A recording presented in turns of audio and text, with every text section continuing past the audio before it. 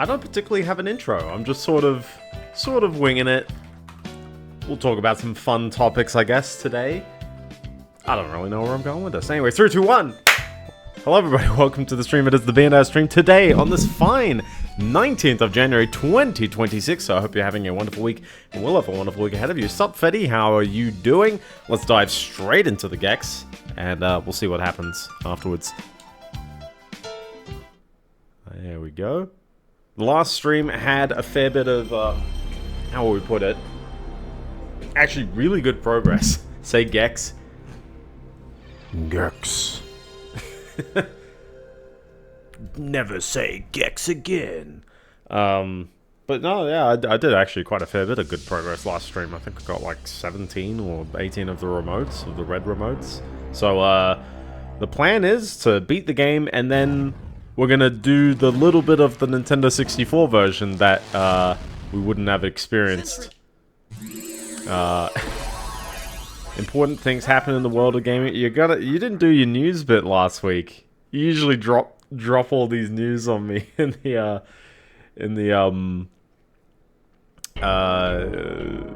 usually near the end of the stream. I got one thing that I will mention right at the beginning,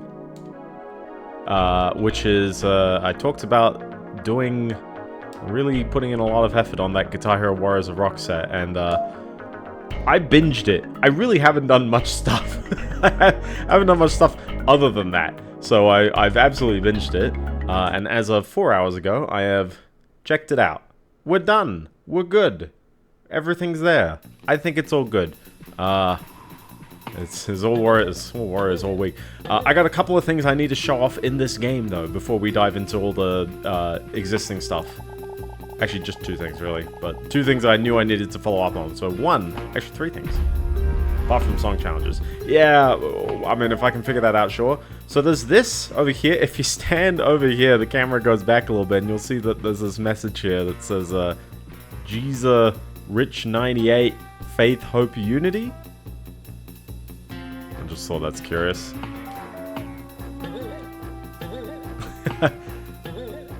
Like, you really can't see it otherwise. It's just there, you know. The next one as well. Let's head back into. It's a Godot, true. Let's head into this boss fight as well. There's a little bit of a small secret. There's a little bit of a small. There is that Easter egg. That'll be the third thing I show off. But this will be the second one, because this is something I was like, oh, I don't know what's going on here. So if we go back to this boss fight. We run around our table again. We zap the guy. And we try to stand around here. If you go into first person, you start looking in this direction, you'll start seeing some text appear on the top left. I don't know why, it just does when you're standing here and looking in this direction. It'll do it again. I think. Maybe. If I readjust it, maybe it does. Maybe?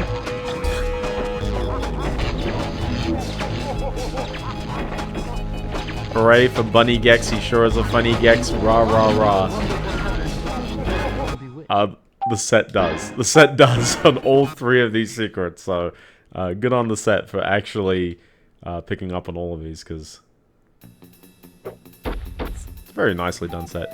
And the last one, which I think you've been waiting to... finally anticipating me figuring this one out. Yeah, it's fail time. The problem was I didn't really know how to describe the location of this, or rather how to get the location described back to me. But it's towards this direction of this remote, and I practice, which means I know where it is. It's not gonna work twice. Good thing they never made another Tron. Or another Tron. Making my way to the top. Does that mean Tron's had 2 legacy sequels? I guess Indiana Jones also has had 2. Isn't it? Yeah. But yeah, so the Guitar Hero Warriors of Rock set, it's, true, I guess. True. But yeah, the set is effectively done. You won't be able to play it officially until the rollout, but if you did want to tick on unofficial achievements, in theory you could experience it, but of course it's not going to track on your RetroAchievement site, so don't worry about it. Wait until it's properly out. Also, you want to wait until it's out because I haven't done DLC or full combo subsets or power challenges, which I haven't gotten that approved as a subset if it is. Also, I don't know if they want all the DLC or just the Warriors of Rock songs as DLC, and how that's going to work with tracking the power challenge as a leaderboard. I don't quite know, so I'm just in discussions of all of that. But I'm doing the prep work right now of going, well, we know we need a full combo subset, and we know we need a multiplayer subset, so we might as well have the hashes available to set that up. And so that's what I've done. I'm getting that checked out now, and if it's all good, then I have nothing to do until everything gets approved.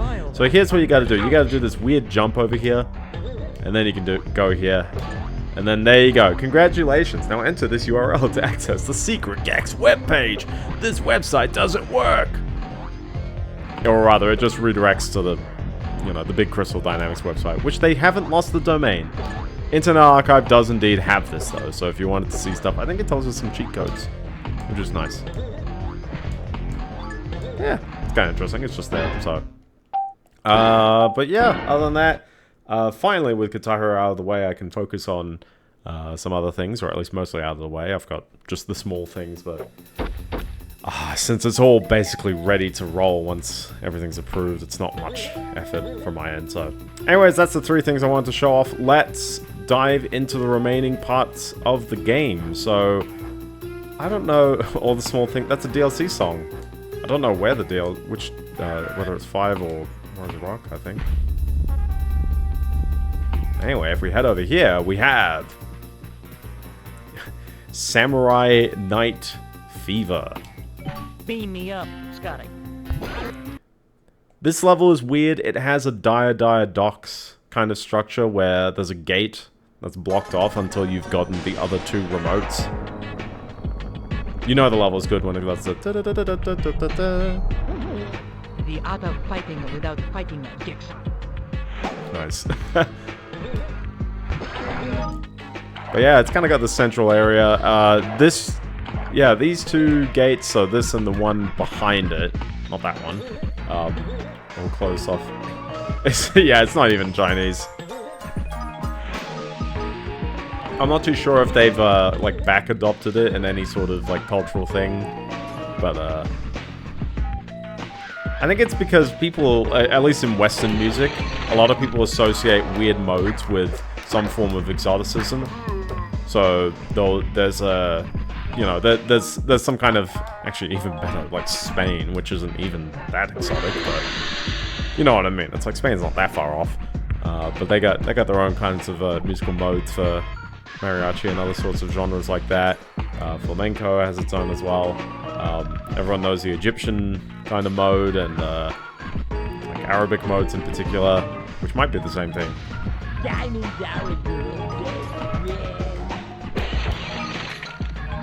But it's like the musical modes is like what apparently like really high and somewhat the instruments, the tone. It's what really highlights the location of a song, I guess, in much Western-inspired music, or Western-created music, rather, that's foreign-inspired.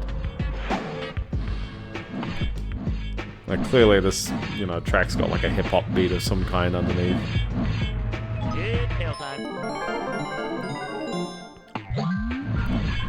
Also, we got the Shinto kind of archers. I don't think that's the term. Turning Japanese is great. Yeah.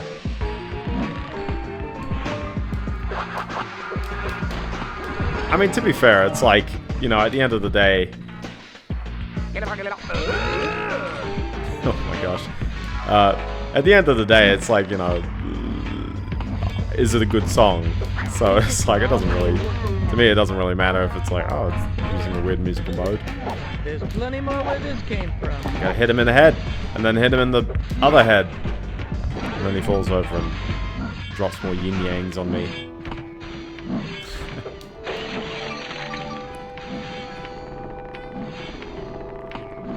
But yeah, I'm pretty dry for my own news today. Why am I saying? Oh, that's all the way over there.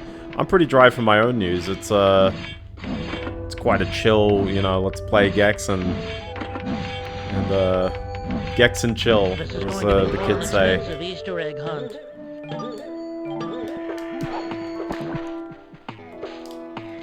Let's get it on. I don't think anything happened too much in the world of games that I know of. Have lots of Gex, yes. No premarital Gex. That was in the sequel. That's in the sequel. That's fine. Nap time. Look at that. It's the remote. But before you hit the remote, make sure you hit the gong because Came from, baby. you gotta reveal that. I don't think this level's long enough to warrant getting the It's tail icons. time. It's tail time. There we go. There we go. I will say I've had lots of bizarre technology hiccups in the past few days. Just weird ones, like Silverstone might yell at me on this one. I have a Silverstone CS380, just a case. It's an ATX case. It's not too fancy as well. But the fancy part is that it's got 8 hard drive bays on it, all connected via a backplane, which helps with the power delivery. The backplane has a bunch of transistors that are just popping off on their own right now. Like, they're not like exploding, they're just falling off. And I mean, they're all there for power, they're not there for data delivery. Sup, Blob? How you doing? There's been one notable game release. Which one? I'm not saying also American Chinese Secret? No, Ancient Chinese Secret. Of course. You don't match the carpet, and you have to go. There we go. Eat this. Oh, just knock all these guys off. It's just like Shadow Warrior. It's all just like Shadow Warrior. Which one day, probably a sooner day than later. But I'm gonna try and we are in the Asia level, yes. Subtitles sold here, yeah. Topical, isn't it? I've completely forgotten which game did come out. Whoop. Man, this place smells. I've been very out of the news. If like you're gonna mention it, and then I'm just gonna reiterate whether. Oh my goodness! By the way, I'm gonna basically be like either.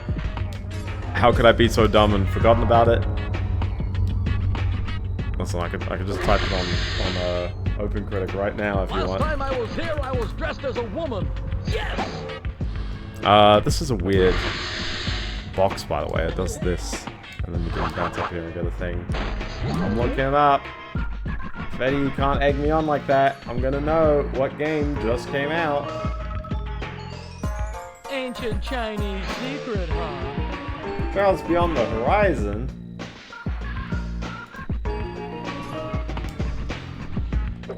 Listen, I enjoy Trails in the Sky.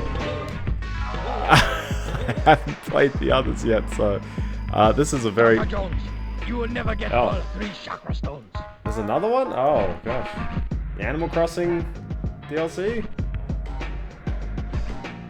I haven't played Hightail, so I've been ignoring that one. Also, yeah, you see this weird drop right here? Look at that for a hidden remote. I don't know anything about Hightail. I just know a bunch of people have been playing it. Like, I really don't know anything about it. And yet, suddenly, when I say a bunch of people, I mean a real big bunch of people. And I cannot explain why at all. But games just do be like that sometimes. But I really don't understand why games blow up beyond, like, big marketing. And this is not a big marketing. Most indie games are not big marketing, so it's like, how? What did it do? And I can't explain it, really. Have people been itching for a Minecraft competitor? I mean, to some extent, like, Power World was kind of like that. I saw the trailer, at the very least. The fact that it had a trailer was more than maybe what I can say about Hightail, but... Oh, there you go. It's more like Terraria in 3D. Makes sense. I gotta play Terraria at some point. That's probably one of my guilty never playeds. Like, I'd played it very briefly with some mates, but I really had never, like, gotten very into it.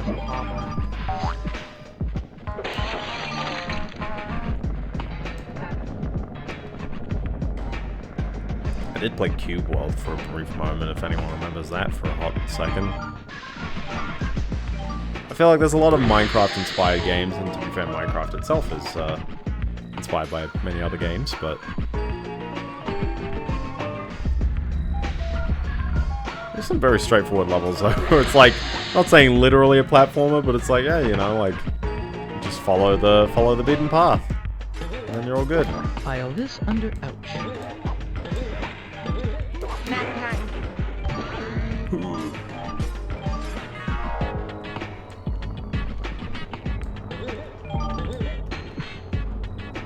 I call this the Hurlatron. Actually, it's not, again, it's not too long a level. Someone ran... I did see the Windows 95 running in it, though. I did see that. It's tail time.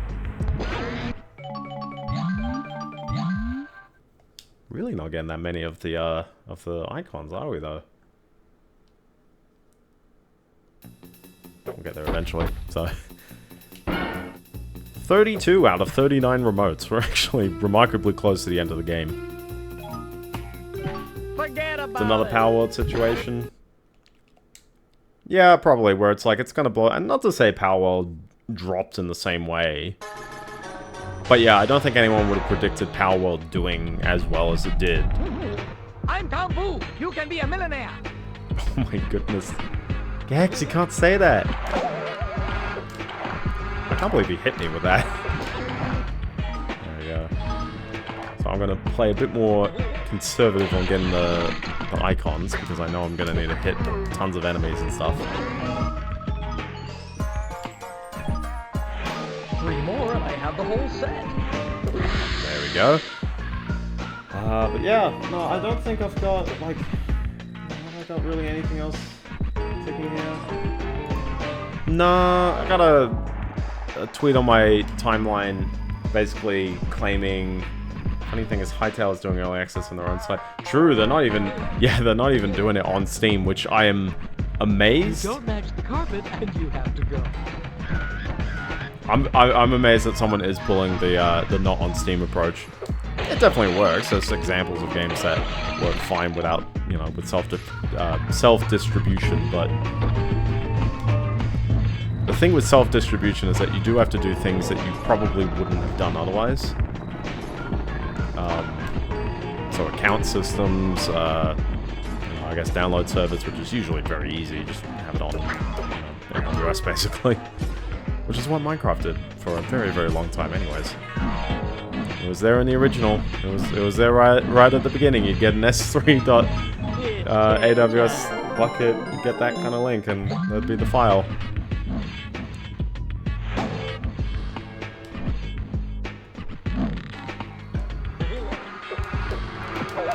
I don't think I'll go any further in that direction, just because otherwise I'd be sailing far away. But if you drop down... Oh, never mind.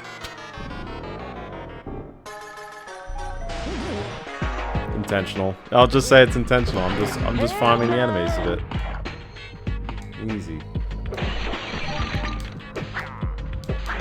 Say hello to the floor.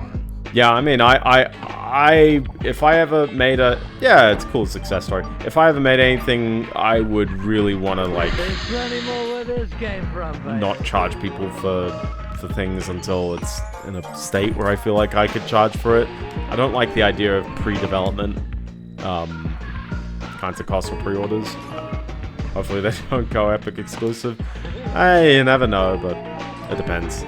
There's not that many Epic exclusives these days, though. It seems to be a very kind of tiring breed. So anyway, let's head over here, which is to the skateboarding. There you go. Oh, great. The dream sequence from Brazil again. 20 bucks is 20 bucks. Although it's more of my bucks, I guess, but that's fine and expected.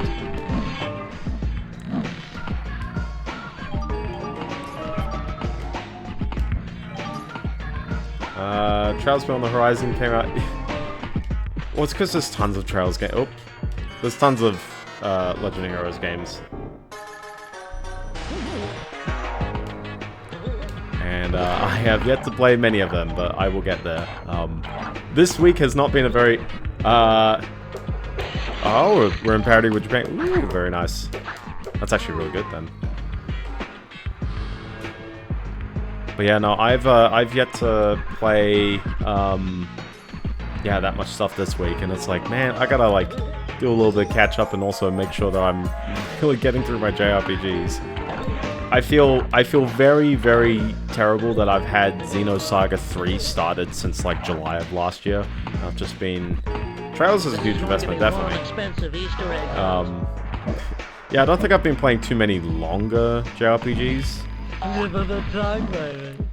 Like when I say Xenosaga, it's like, you know, they're all like 30-hour RPGs, which is fairly normal. It's just playing 3 of them. It's like, yeah, okay, it's a bit. I'd started the first one probably January of last... Oh my goodness. Probably January of last year. But just the fact that I'm... Like, I've been holding on Xenosaga 3 while I'm very certain I played... well, I'm very certain I played Shining Force 2 and CD and East 1 and 2 and... got Mario Mon like chilling on the side. It's like, yeah, I've been padding it out with many, many other games. And I really just need to dedicate. To some extent, yeah.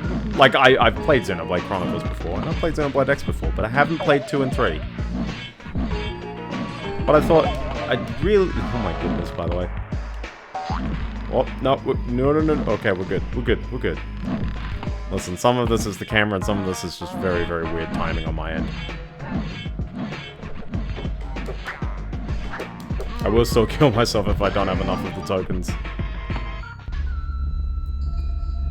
No, we're all good. We're all good. We're all good. There's no being no moment here. They don't give you a checkpoint. Job, baby. This reminds me of the Well, that's what I call getting Freeze Flame Galaxy, if anyone remembers it. Mystical movement, exactly. There you go. So now we gotta collect these masks. What are they? Oni masks? Is that the name?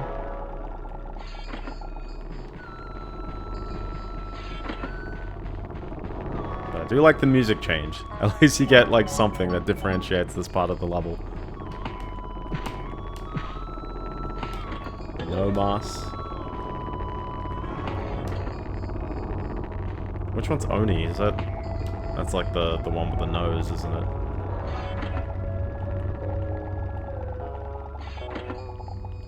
I don't think there's anywhere near enough of the icons.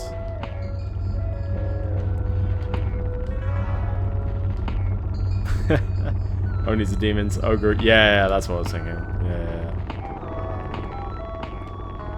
Well, not initially thinking, but... Take 2, what was... I was like, so which one was it then? What's I'm that? looking for a man called Scaramanga. Tengu are the goblins. And the Inus are the dogs. Yeah, there are really not enough icons in this level, I swear. Because that's the end of the level right there, but... We still need way more of these. Come on, ninja. I want to be ninja. Should I be singing that? Maybe not, actually. So I'll have to kill it. Yeah, it's basically that. This is for Daikatana. And there I go. So I had a tweet on my timeline. This is from Pirate Nation, not to be confused with Pirate Software, who I have not heard from ever since everyone roasted on him. Which is probably a good thing for him, because he did get roasted very, very hard. Although, somewhat deservedly, but only somewhat. But But yeah, the tweet from Pirate Nation says, OpenAI is at the red end. Oh, sorry, is in... Oh my gosh, I can't even read. Is in the red, and at this rate will run out of money by 2027, having overestimated the profitability of AI. Recent analyses and internal projections indicate annual losses of around $14 billion in 2026, following roughly $8 billion in 2025. This stems from overestimating near-term profitability, as high inference and data center expenses continue to dominate despite strong user adoption and billions in revenue. Without repeated massive funding rounds, analysts warn the company could face a cash shortfall as early as mid-2027.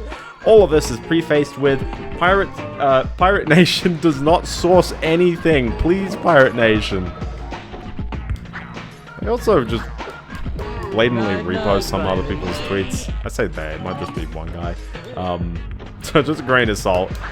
Doesn't mean the AI bubble's bursting. I wouldn't say because of the tweet it means it, but I feel like this is an extra tweet that's reiterating what I've sort of already felt and maybe mentioned in some cases, which is, where's the profits? Where's the, like, and not saying like, oh, you know, we could just get more, yeah, but the costs of continuing to scale, like, the tweet that, yeah, I don't think necessarily that, like, this means everything. I'm just gonna kill myself here. And this pesky gravity. This pesky gravity. I don't necessarily think that, yeah, like, the analysts are gonna see this tweet and go, oh my goodness, you're right, let's all pull out simultaneously. It's not gonna be quite like that. But certainly I think that, one, I would probably like to see a source on the market analysis, because my gut feeling is being affirmed here, but I really want like a hard number to back it up on this one. It's the creeks. It's the creeks. True, true.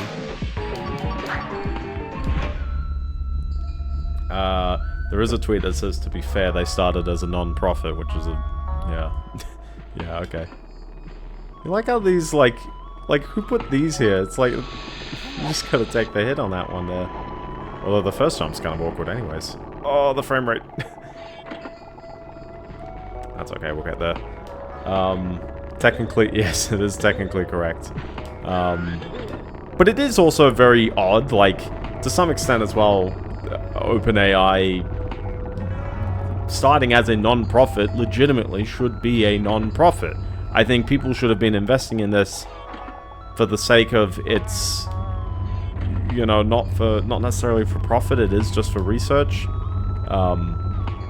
And at the end of the day, I guess that's kind of the case, but like, yeah, people taking things and turning them into commercial products, it's like, OpenAI should ideally be not the commercial product, but almost every version of GPT is not free.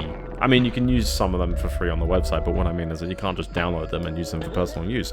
Ironically, Facebook's been doing that. Like, Facebook has been contributing very aggressively to the open source AI models, somewhat too aggressively in the sense that they completely stole things off the internet, and who cares? The courts just won't sue Facebook for pirating lots of material for the sake of building AI models, despite the fact that they clearly can afford it. Although to be fair, like, paying and finding who to pay to source all this information sometimes it's just like, how does one do it? We might be getting access to the end of the game stuff right here as well. But there's still another level. I think there's another main level, and then there's, maybe there's two main levels. But I'm pretty sure this is the last main level. Like, hold on, if we hit select, there's that, just two reds. There's one red there, and there's three there. But other than that, you know, got most of the other main levels. So, another big thing that happened this week, last week. Ah, yes. Lay it on me. Multiset. I'm not too sure if this song is in Gex 3. Maybe it is. Space! Everyone loves the space levels. And by everyone, I mean... Ugh. Tell me again the difference between the future and Las Vegas. Same, Gex, same. Ooh. It does kind of sound like, something from Gex 3, just because Gex 3 also has the spy thing going on, but I don't think it... I don't think it specifically is. Exactly. Exactly, yes. RetroAchievement's multi-set is definitely a nice feature. I don't think it's, like, as massive as, like, it sounds to be, but I do like, I do like its, implementation so far. I think it opens some possibilities for things in the future. And, they've done it in a fairly non-obtrusive way, which is good. Natural looking ground. Oh, yeah, yeah. That's how you know we're in space. The ground is purple. I think every single one of these signs blows up in some way. Oh, you know, Dr. Uranus. You know.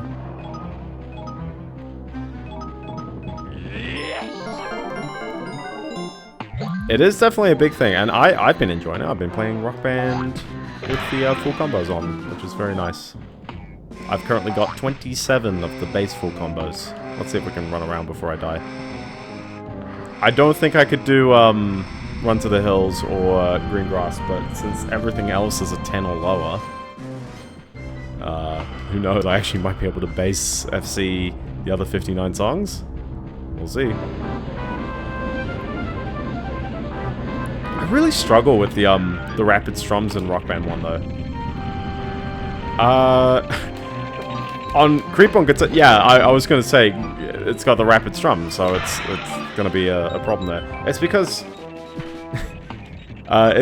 yeah, the way Rock Band 1 does it, I think from memory, is that instead of all the notes entering the hit window, and then you have to hit them in order, basically. So as long as, like, if there's multiple notes in the hit window, then just, you know, just hit them in order. Right, yeah.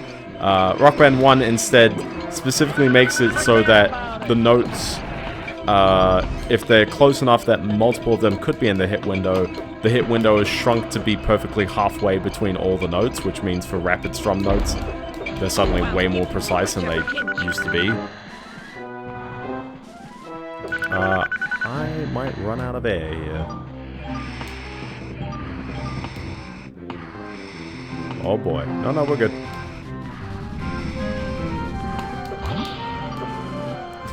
Don't lose your head. I'm curious if I should meander around for the icons, because I think this is the end of the level. I think we'll have a better place to do it anyways in a moment. Fire in the hole!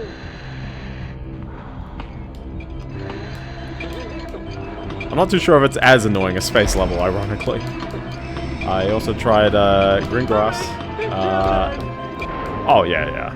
The worst part as well, I actually tried playing Green Grass on bass, and it has one fast strum part about 6 minutes in, so very early in the fast solo, and I full combo the entirety of the rest of it.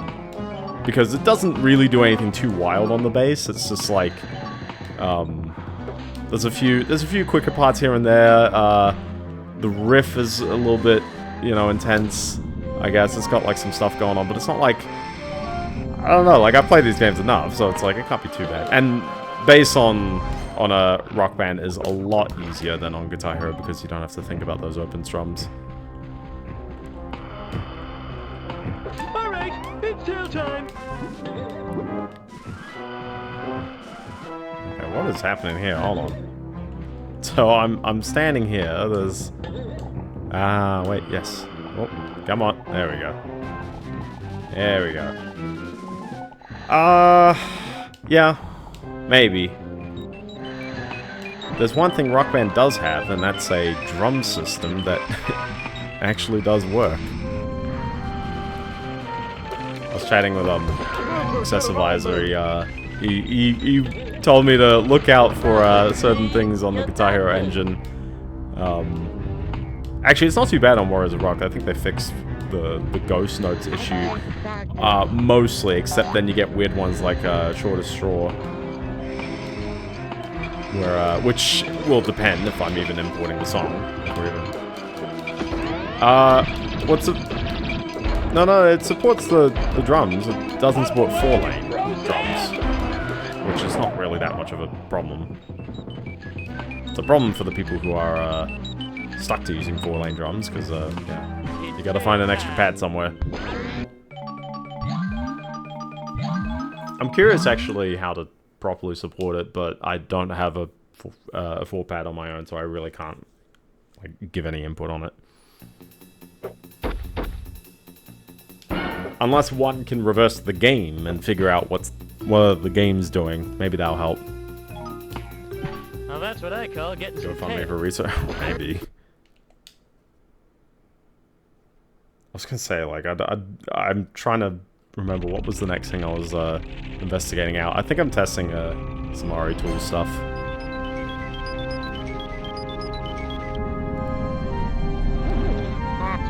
I'm not too sure how many people have actually, like, tested making subsets now in RetroAchievement, so I'm gonna test out with that.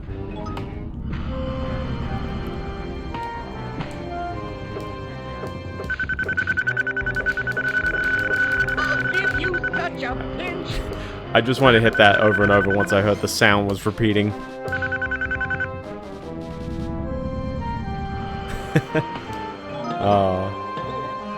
But to talk about Gex for a moment, it's like, overall, I think I've generally enjoyed this game, but I will say that there's more inventiveness in the third game.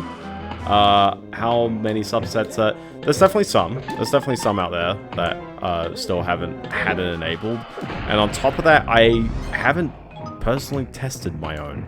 So I actually have no idea what happens when, which for reference, my own is just SingStar. I don't know what happens when you put in the other hashes. But it could be because they're on exclusive, it doesn't matter. Like, it's not going to even try. So, I think that'll be fine.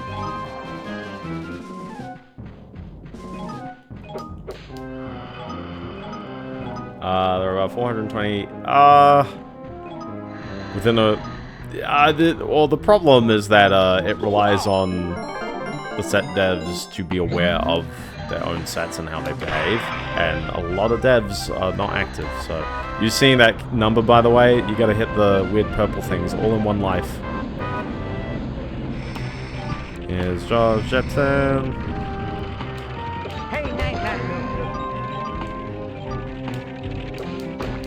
I know this is the way to the previous remote, but I'm just getting all the icons again because then I can really, really be done.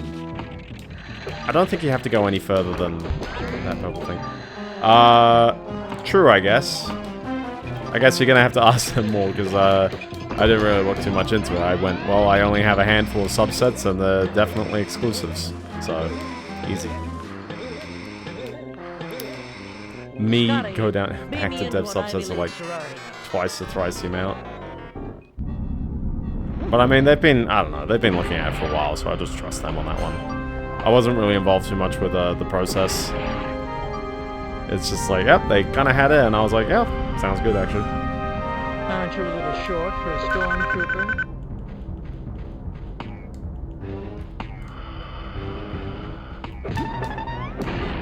Do I have any other tweets? No, not really. It's not int, you know. Not int. Yes, I'm a floating point. One for me and one for me.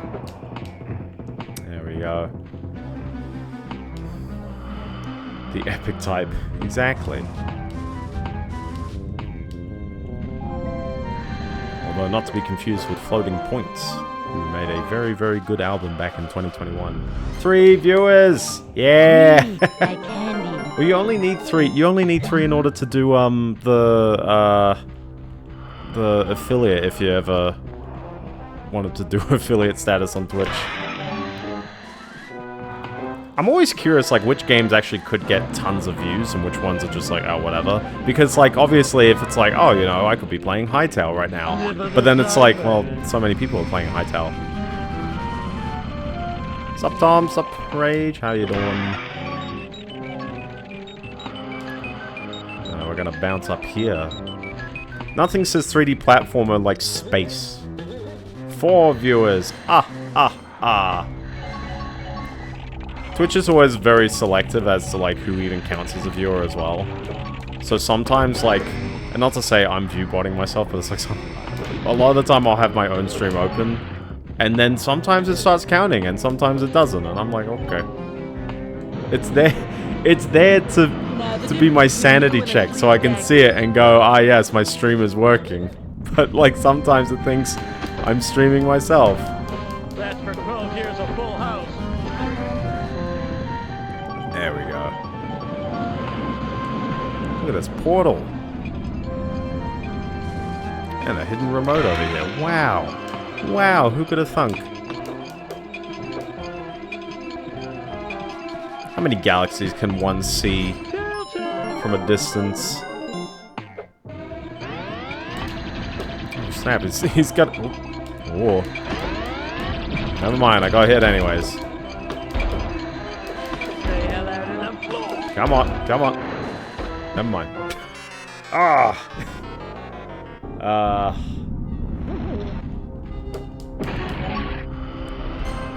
Most of the galaxies avoid... Well, exactly. There's so many stars in this one galaxy.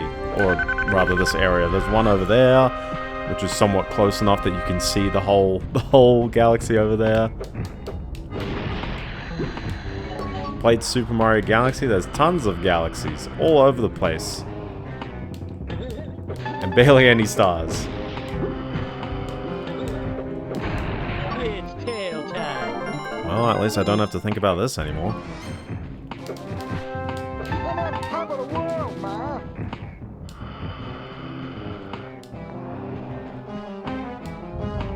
Yeah, no, I've been somewhat enjoying this one.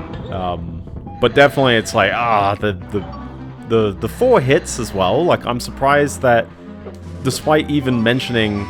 I'm watching the air, don't worry. I'm watching. Let me check my news. Fetty news now. FNN. But it's certainly got more awkward camera angles and, this is contentious, but, I kind of miss the 100 pickups. Just because it feels really weird when a level has so many of them, and it feels weird when a level has so few of them. Lolly, lolly, lolly, get your adverb here. Like, it doesn't really feel the most balanced, I don't know. There we go.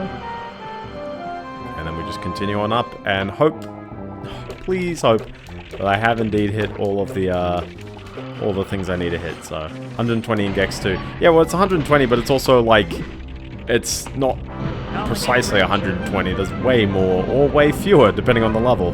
Like, sometimes it just doesn't feel like it.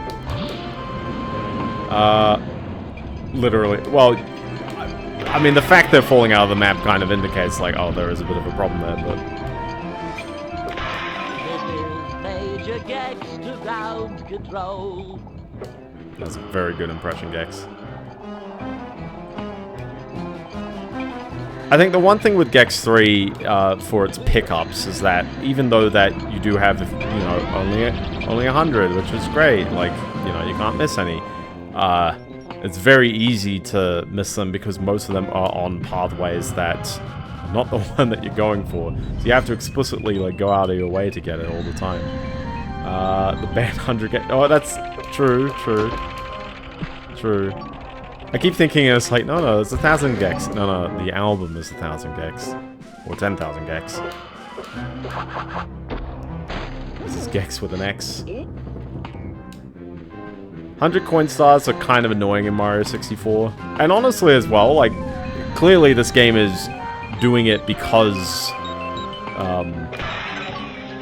there you go. That's right, this isn't even a secret, this is the real way towards the remote.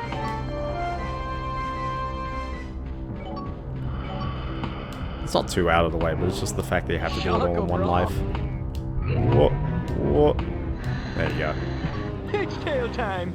They have a song called 10,000 Gex, which is also from the second album, yeah. The... Well, 100 coin stars, I would assume, are a main part of the game. The getting every single coin, it changes a man. We'll just say that, because especially Lethal Lava Land is probably the most brutal one I found. because it's just like, you've got the side area. So if you miss a coin, It's tail time. then you had to have done this whole above area, and then you go into the side area and you're like, oh. And so many coins fall in the lava and you're like, you can't take too many lava hits. It's the worst. But there's a number of games that kind of have this like 100 coins to one, you know, getting one of the collectibles kind of thing. I would say, without citing any singular examples, I guess Banjo-Kazooie. It's kind of like that. Lethal Lava Land, yeah. Yeah, and it's like, it's very of its time. I'm not too sure why Mario 64 even did it at all. Because, I mean, you know, is there any reason why it had to be 120 power stars? It honestly could have been 100 with, you know, just take out 5 of the castle stars. 3 of them you get just by chatting to Toad, so we could just scrap those, and then, I don't know, you could probably find some other places. But maybe they just went, it's 102. And 102 is a weird number. There's now a beta translation of the Ys 5 remake on the PS2. Ah, very nice. Maybe it'll be finished by the time I get around to playing that one, I guess. I guess I'll be playing them in release or slightly remaster chronology. Screw the force. It could be, but then, like, I'm curious why they chose 120 to start off. I guess making it is a thing, I guess, is that making it within 120, if I didn't know English, I'd probably figure out to get... Can you read? True, yeah, maybe. But, I mean, the Toad stars are straightforward. They're just like, you just chat to the Toad at a certain point. And then he gives you a free star. And I think they took them all out of the DS version, which is a very good move, because they're kind of, you know, they're a bit too freebie.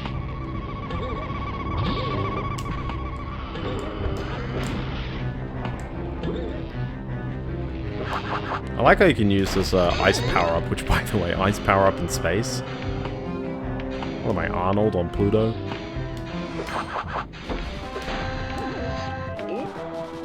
Next month, Commodore Italian is going to release a remake of New Zealand Story. New Zealand Story. I've been watching, for my movie night, I'm watching with a mate, we've been doing Peter Jackson January, so there's been a lot of New Zealand recently.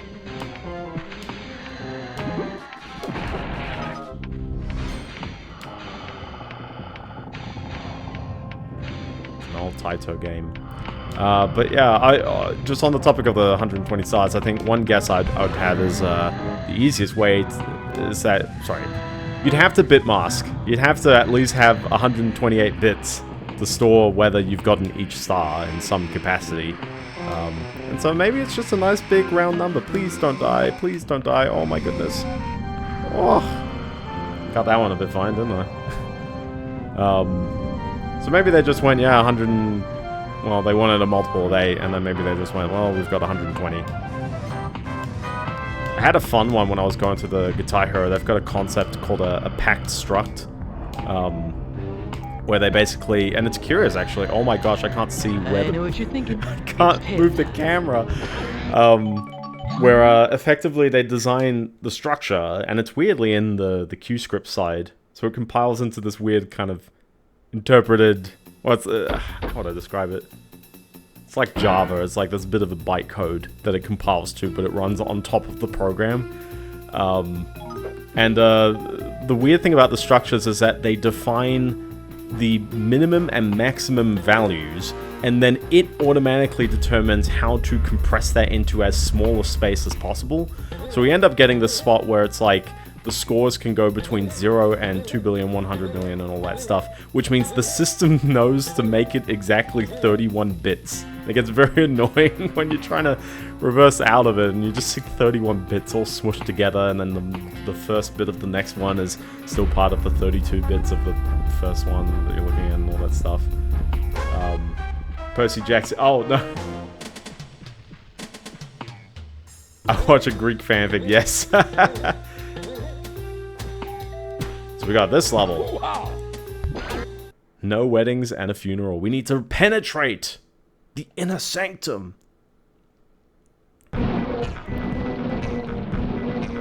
That's right, there's a weird cathedral level, because cathedral levels...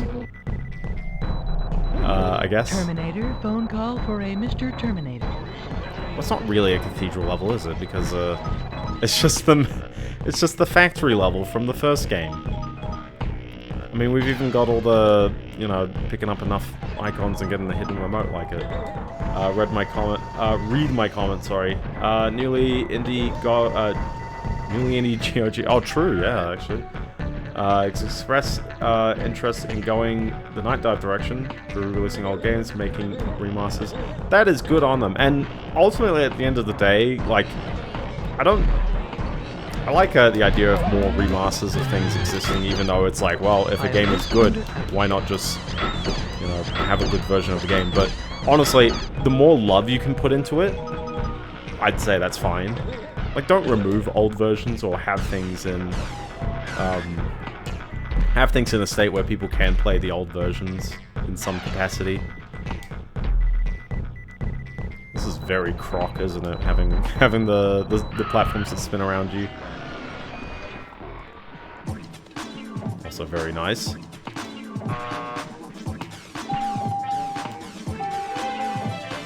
I'm expecting Big Boo to come out of the mirror.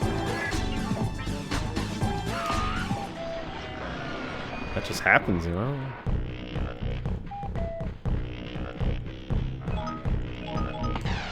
I'll take one of those, and some of these. Some of these. So, unfortunately, the pack structs did not give me any insight as to how the song challenge stuff is stored. I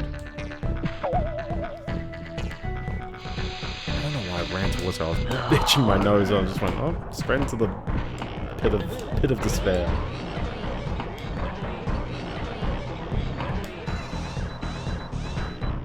You know what, actually, this feels very inspired by Crash Bandicoot. It's got those fun factory levels near the end of the game. But it's a bit all over the place, isn't it? And the camera isn't really giving you any freebies. It just kind of exists. So, mystical Castlevania Bloodlines Genesis Golden Cartridge. They made a cartridge out of gold. Should I be standing on this guy? Maybe. Guess so. Yeah. It's a bit interesting, yeah. Extremely rare artifact. Is it out in the wild, or is it... Now he's dead. Is it out in the wild, or is it just, like... technically undumped? Well, it depends, because I know there's, like, say, for example, what is it? There's, I don't know if Zelda was like this, but I'm trying to think of an NES game where it's like there's different colored cartridges, maybe Nintendo World Championships or NES World Championships, and it's like, even though that they have different dumps with, or sorry, different cartridges for different versions, it's like, oh, they all were the same game at the end of the day.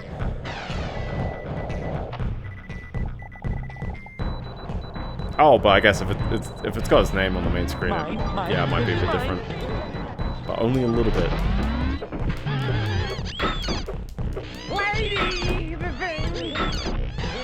Come on, weird thingy. Stop it. You don't chop, baby, yeah. Does this thing ever die? It does keep squeaking though. I saw that that remote somewhere. Oh, it's underneath me, isn't it? Oh, that's kind of awkward to jump to from down here. Oh, we got it. Forget about it. Forget about it. There might also be bronze and silver cartridges. That'd be hilarious if there's so many special versions out there. I'm curious about the manufacturing costs as well. Back in the day, to print one cartridge. Was it a common thing in 90s games? I'd say somewhat. You got, like, we'll mention Banjo-Kazooie again. You had, like, Clanker's Cavern, which sort of was a factory level, and Gruntilda... What was it? Gruntilda... I forgot the Banjo-Tooie level, but there's a big one there. And there's one, I think it's the second level of Donkey Kong 64, so Rare loved it. Oh, you thought that was a capsule? No, it's just lit up. Just like that. I don't think Croc ever had a factory level, so... but Crash Bandicoot's always had them. Yeah, there's a lot of weird tropes across like various 90s games, and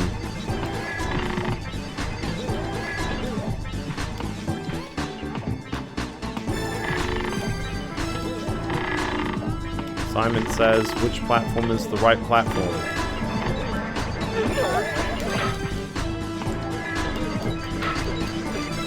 I like how this is actually hitting him.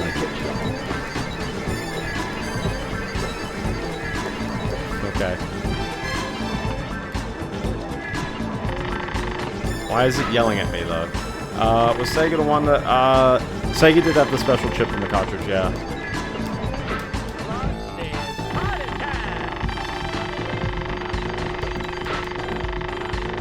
Why is this angry at me?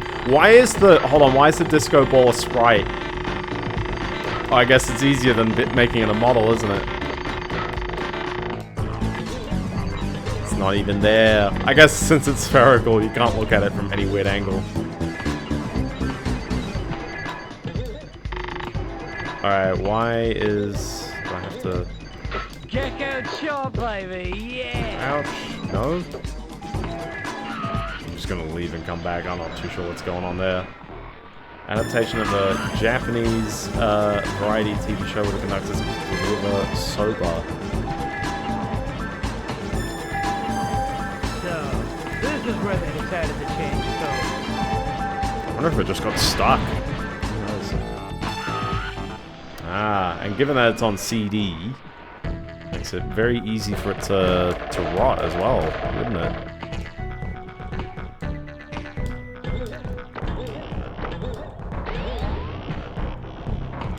Nothing is as intense as like those final levels from Croc 2, by the way. That was just a gauntlet.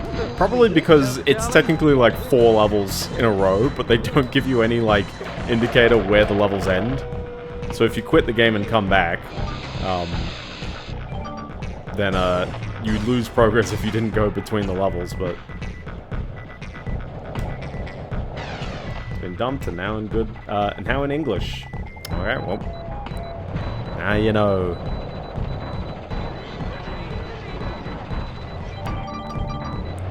Oh, I'm holding up. He can't get me. He can't get me. I'm holding up. It's good. I like how even with, you know, the janky camera and stuff going on, there's something very fundamental about you know, what makes a good factory level. It's tail time. And it's tail time. The trick is to have the greenest liquid known to man. This is not like acid. This is like mint. Mint sauce. What's this ledge up here? Oh. We've touched the green. Are we just reusing icons from a different level, by the way? Curious.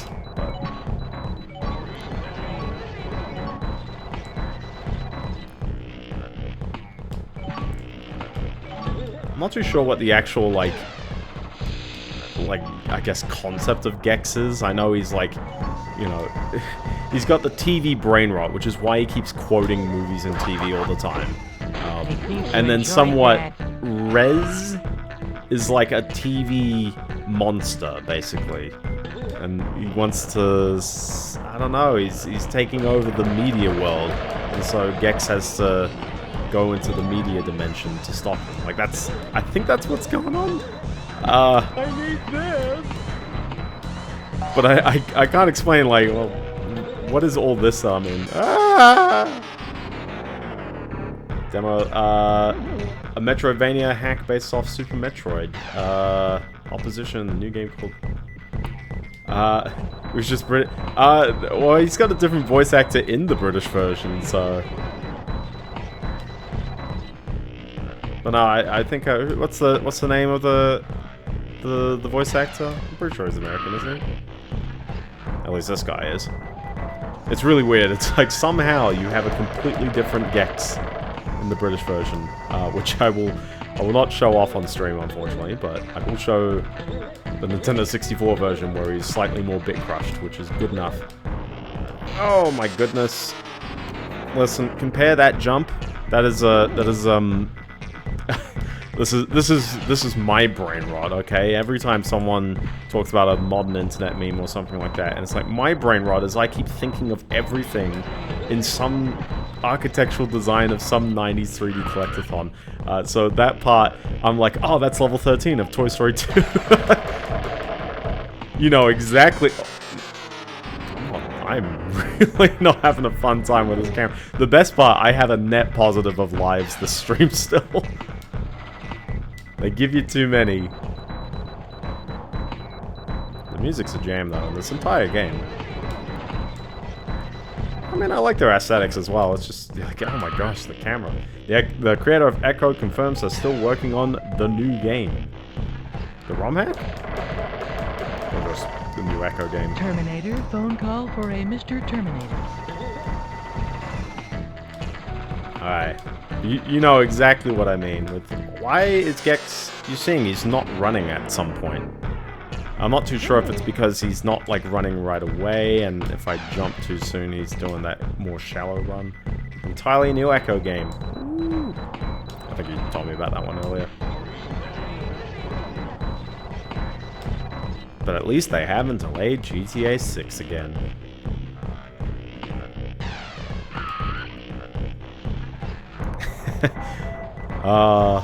There was actually, I saw the one story which was like, as a kid with cancer, like a terminal, At least I'm not affliction of cancer. I guess most cancers are terminal, aren't they? And Rockstar gave him an early, like, test build to play around with, and I'm just like, man, you gotta beta test the game if you've got a terminal disease. You know, it's all been downhill since Sonic 06, hasn't it? Oh. Okay, well, at the very least, I didn't fall to my death, but unfortunately, this is no progress. That wasn't a blender. Oh, I thought it was. Alright, see you, Tom. Have a good one.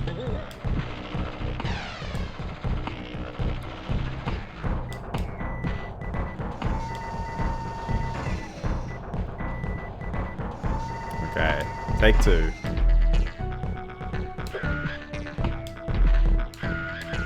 There we go. It's right.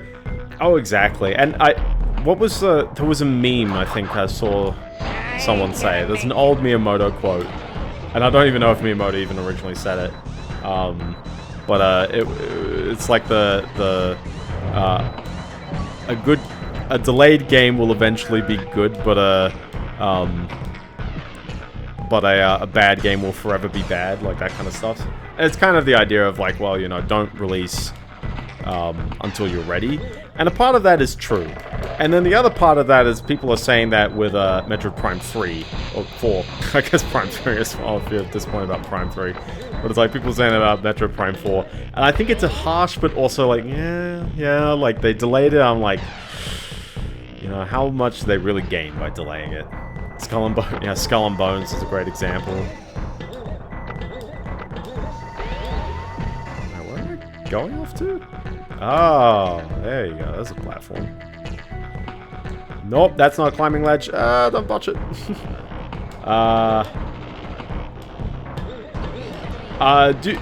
Duke Nukem Forever, at the very least, you can attribute to it changed leadership hands.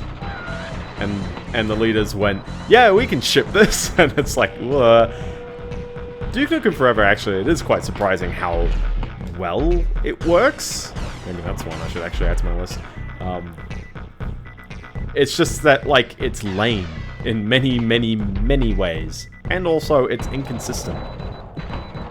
But I am surprised that, at the very least, it is a game that doesn't crash all the time. And it does indeed do things that feels very... at least Xbox 360 gen. Like, it's very easy for a game to be last gen. They always blame the people who actually made the game when it's normally... Yeah, exactly. Yeah, it's definitely... I mean, to some extent, it's like, you know, the executives and the shareholders are somewhat necessary to get a game out, or to get a game marketed, or that kind of stuff. 500 channels and still oh my nothing goodness. on. Oh... felt it was going to go closer, but... Yeah, Duke Nukem Forever, I mean, Duke Nukem Forever probably has the exact same, like, sentiment I feel of Metro Prime 4, where it's not necessarily that bad, but it's that people's been, oh my gosh, I can speak English. People have been hyping it for a very long time, and while I think the development cycle of Duke Nukem Forever has been much longer than Metro Prime 4, the fact that Prime 4, you know, came out so far after its predecessor. Oh, camera, you're gonna need to stay, and let's see. Okay, we're good. Yeah, it's definitely an issue being in the dam. Okay, this makes a bit more sense. Now it's closer. Now we're making progress. Okay, that's a very TikTok clock structure, isn't it? Yeah, it's curious about the DLC because it's like, doesn't it imply that they were making it with a fresh mind and a modern influence? And now we are in Gauntlet 3D.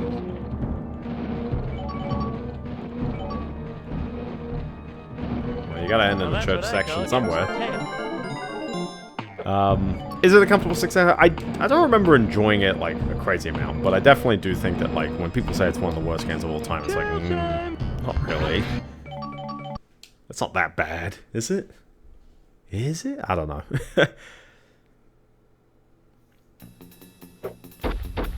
Yeah, in parts.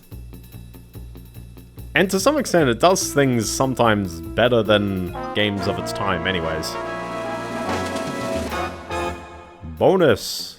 Am I allowed to... Am I able, rather? Because that's the final boss, and I don't necessarily want to engage in the final boss right away. Because I'm still missing this Mazed and Confused, as well as 2 of these golden remotes. But I'm pretty sure we've gotten every other, like all the silver remotes. I think that's all good. I'm not too sure if it was 28. Hold on, I can double check. Was it 28? Gex. Nope, this is not the right Gex tab. That's serious. Yeah, definitely having a friend of Rift helps as well. It's 28, yeah. That is exactly the right amount of remotes there. So let's dance around. I should find the bonus levels somewhere. I love how this is just in the right place. Where did they put this? Well, I guess let's do the lap around here just to see if they did put it around here.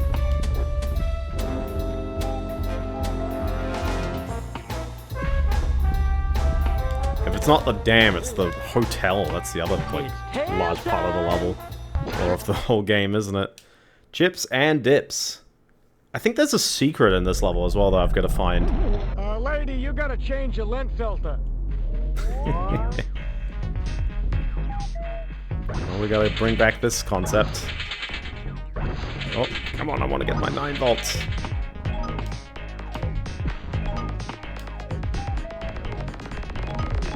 Apparently Neversoft Dev said, which Neversoft Dev? Because I have been researching a bunch of them. No nerds. No nerds allowed in here. I've been researching a bunch of them, trying to figure out which GH Dev Andy is the one that has made one of the custom charts.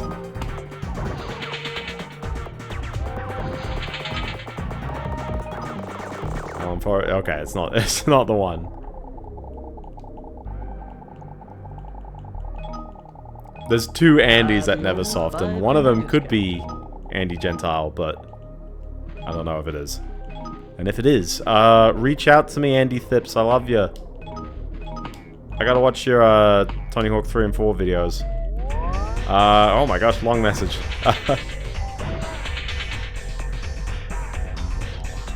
These pictures. Pitch for the Beatles who made Yellow Submarine Venue. Oh, they were gonna do a Guitar Hero Beatles. And then Harmonix heard about it and they freaked out because they heard it was, I remember it looking really good. Ah, okay. It's the thing though, at the end of the day, like, you know, this is probably all the developers, isn't it? Right Coming here. soon. The Wizard of Oz 2000. Wizard of Oz 2000. There we go. Okay. Potato chips. Yeah, sure. Oh. Okay, well, I guess I gotta climb this room again.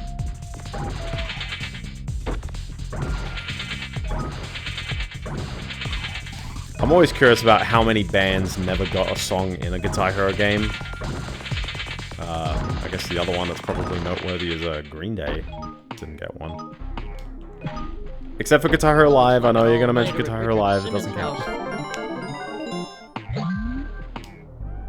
Get the remote. I want to see if I can find the hidden thingy, whatever it is.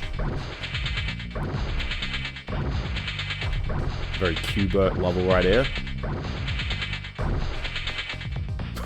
Oh my goodness.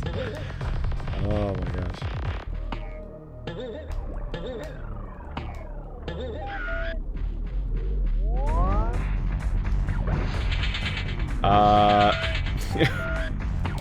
Most people do not remember all the songs in Guitar Hero Live.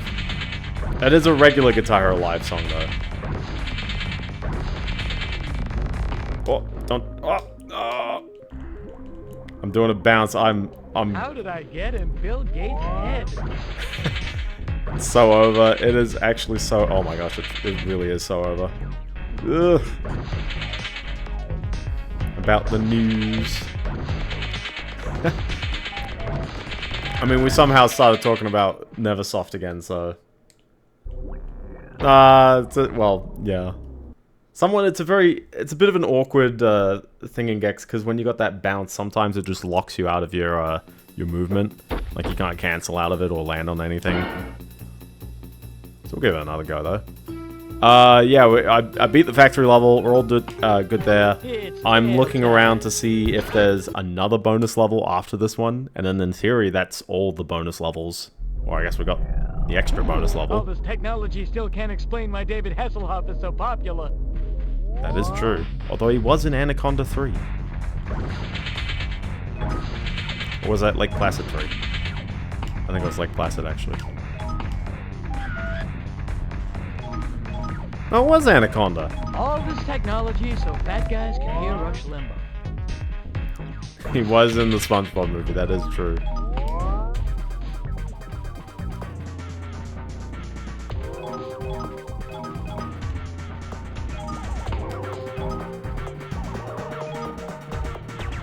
We put all these batteries around here anyways. Fun for me and fun for me. Oops. That's gonna be a bit awkward, isn't it? Kung Fury, true. Kung Fury 2, by the way, when is that ever happening? Like, I keep reading that, like, it is indeed filmed. The only thing this place doesn't have is a baby gap. He does have it ready, but he's got some sort of legal reason why he can't release it yet. And it's like, what on earth?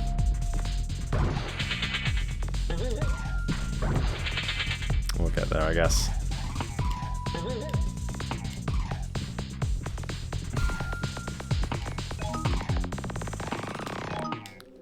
I miss developer photos. Put photos of all the developers and games in the future. I want to see those ugly mugs.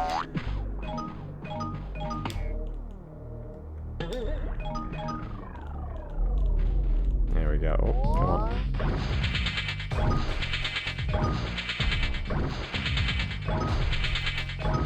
Can I binary petition this in a way that... yeah, there might be a Kung Pao too, maybe. It's tail time.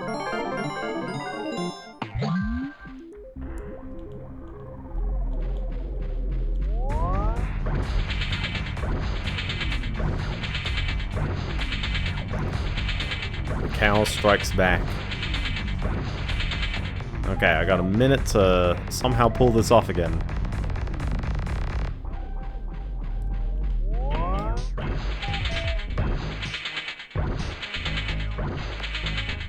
We're doing good. For reference, I don't have to hit the jump button when I'm landing on these. Translation, a new first-party game. Where's the secret? Is it behind this? Oh no, it actually keeps going, doesn't it? Oh.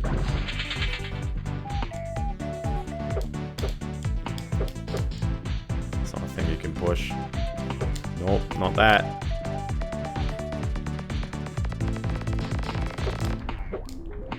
Ah, who knows?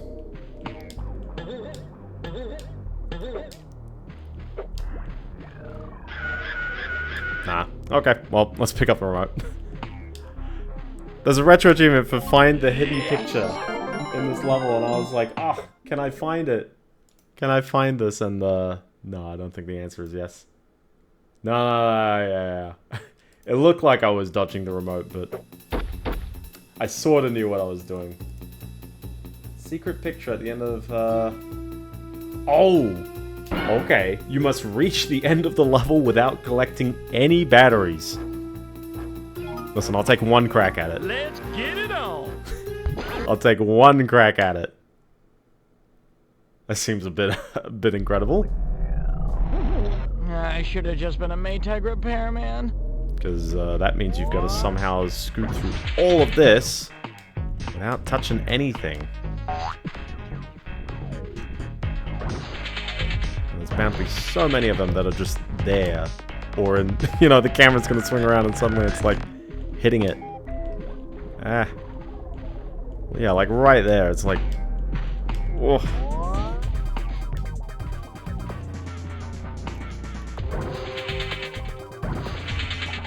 I should have just been a Maytag repairman. Oh, camera. Alright, keep going up, keep going up. There you go, okay. Oh boy. Eh. All this technology and Shatner still can't get a good haircut. Alright, we're on track, we're on track. So getting through here without picking up... Oh, without picking up batteries. Live of the time, baby. It's gonna get very awkward in the last part, isn't it? Dog duty. Actually, will... Oh no, it will get awkward, yeah.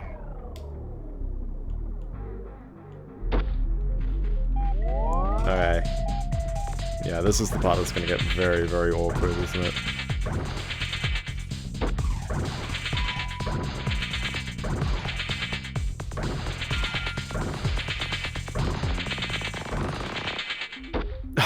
You gotta be kidding me. You still gotta be kidding me. Well, I'll give it another go because I actually got most of the way there. I really want to see this. I really want to see this just random face. Oh. I really want to see it. Oh. But what a weird one. What a strange... www.dork.com. You know what's actually weird as well? This achievement created November 2025. Slip of the tongue. This wasn't even a... like, did people not know about this until 2 months ago? Or is this like... Yeah, sometimes it's harder to not collect anything. Yeah, exactly.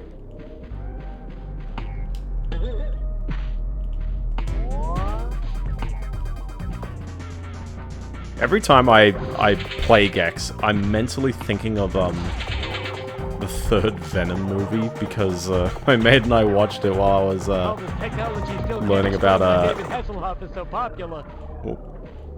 While I was playing through Gex 3 for the stream, actually, for practicing for the stream. Oh, no. 6 months. 6 months. What was 6 months?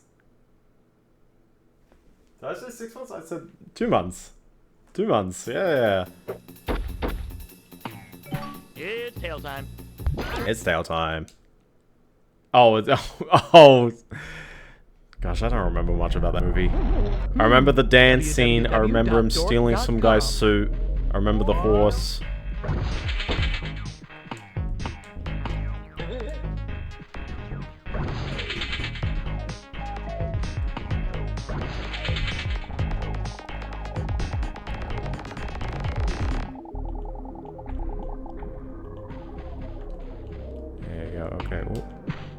Okay.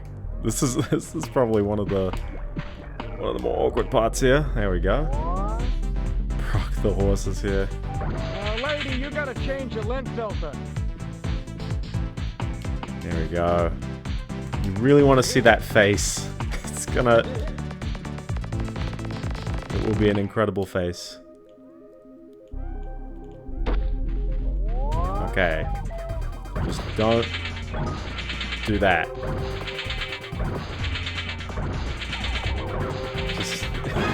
Just don't do that.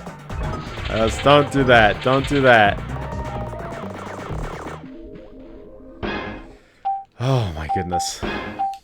We'll give it a few more goes and then I'll just be like, oh whatever. Or put it in wonderful editing. But I got so close that one time, so I know I can do it. I always do this stuff where I time box it. I go, okay, well, I'm gonna give myself 9 minutes. If we hit 1 hour 30 on stream and I still haven't picked it up, I'm just gonna, you know, whatever, edit it in.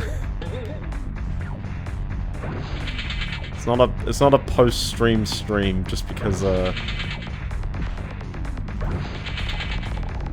what would you even do as a stream? It's like, here I am doing this one thing. I did that once actually. I did that with Mario Galaxy 2. I did a stream for the final star and I did it in 10 minutes and I was like, oh okay. By the way, the Nintendo first party game is called Jet Impulse, and you can guess it's a jet simulation game. What year did it come out? Oh, so Nintendo just releases so much, like, stuff. It's like, oh my goodness. Okay. Oh my goodness, it's really hard to, like, dodge these. I'm just practicing going up, but I know I hit one. Okay, so I got one. I got one in there, 2007. Ah, very early. Well, sort of early DS.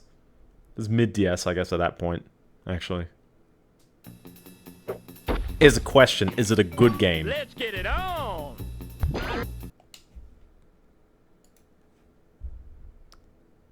Is it secretly a good game? Is it a secret known gem? Repair, man. Along with the cooking guide game.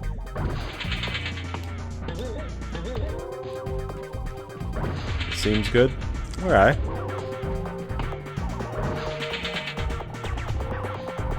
Maybe I could give it a look later.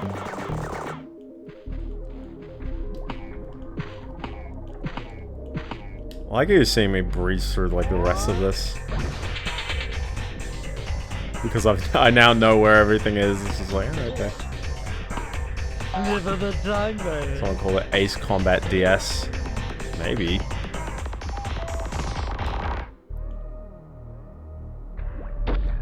Alright.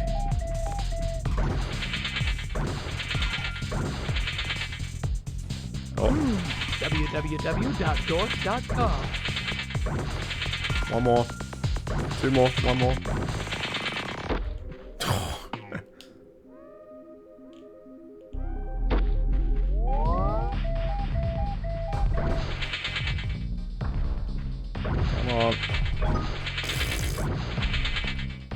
It really is the toughest part of this whole thing. This, because it's very precise and every ledge has it. Every single ledge has one of these. It's very precise. Oh my goodness. Oh yeah, it's fail time. We'll get there. We'll get there. Because I mean, what is there after this? It's not that many jumps, was it? The problem was though is that I had picked up all the batteries by that point, which means I don't know. Like, how many batteries are actually after that?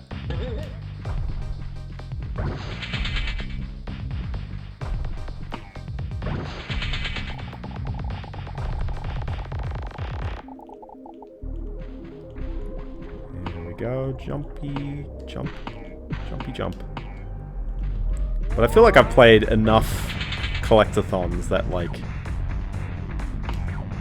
anytime Gex does anything weird to me, anytime there's a weird camera angle or a weird jump, it's like, oh, you know, like... I grew up with weird camera angle 3D platformers.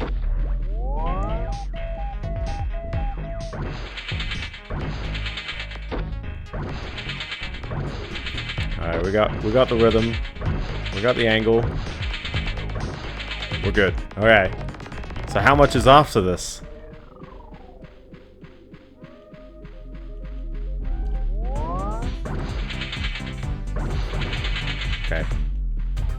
actually really curious. Yeah, I assume there's... Oh, boy.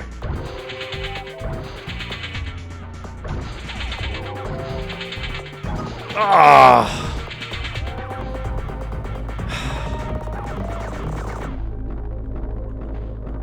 It really would just be like that one part, right?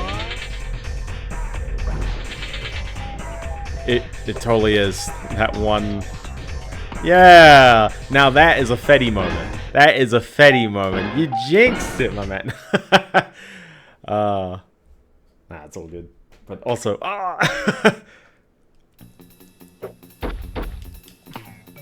It's tail time. So it gets worse, basically. That's the answer. It gets worse than that one ladder part. All this technology still can't explain why David Hasselhoff is so popular. I'll give it 4 more minutes of attempting, and then I'll just be like, ah, okay, whatever.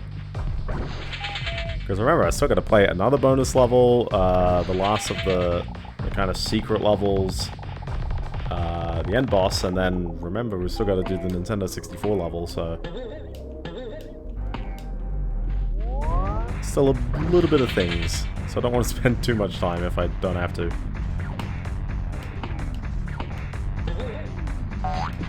And the achievement is worth a 2, which is very surprising because I was like the one for beating the Chinese level that we did in the stream. Kind of shortcutting the one bit, has a 25 pointer and it's not that bad. Like the jump isn't too gnarly.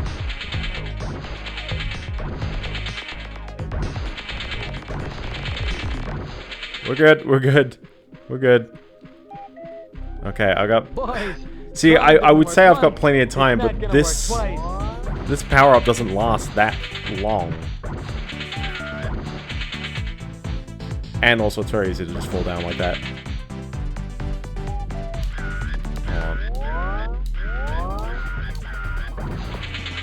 Get the camera in as good a spot as you can. I think...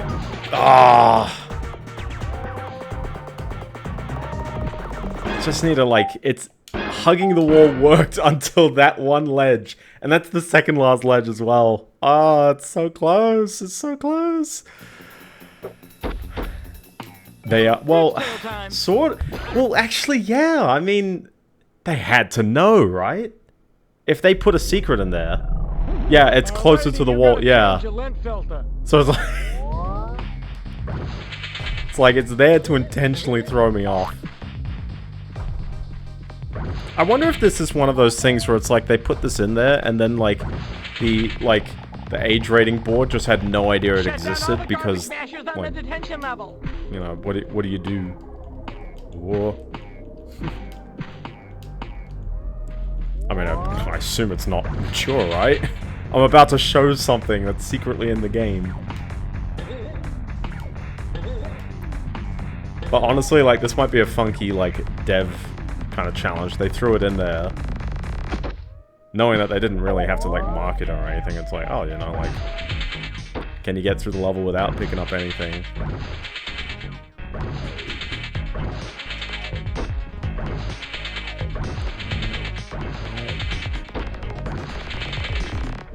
Okay. Very coincidental you say last piece of news. Okay. I think this would be my last attempt. Ah, Detroit, Pearl of the Orient.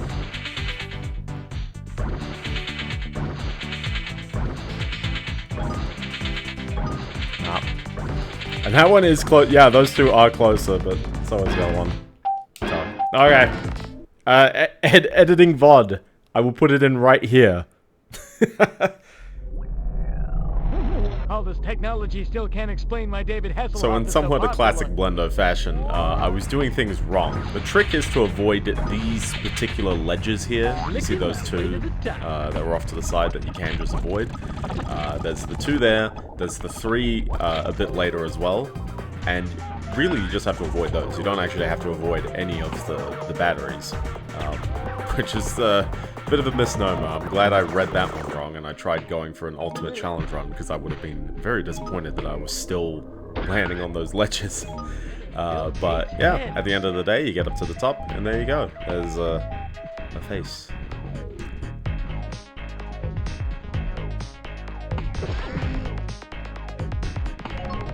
Forget about it. As a curious point as well, the Nintendo 64 version is missing almost all the faces, but not that one. Boys, But not that Tron one. didn't So, work once. there you have it. Anyways, back to the regular video.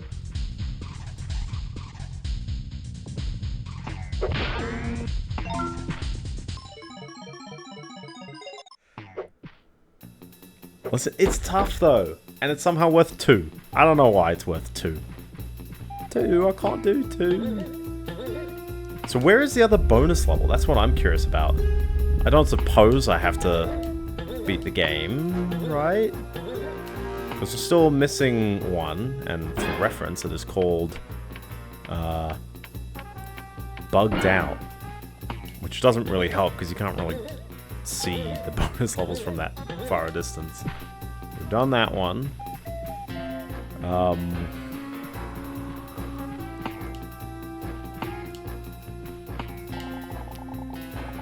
And you don't get a red remote from the res level. So we're still missing, yeah, we're still missing one bonus level somewhere. That's the actual level. There's this one, which was also an actual level that we've already done. Pardon my tongue, darling. There's that, which was the boss level.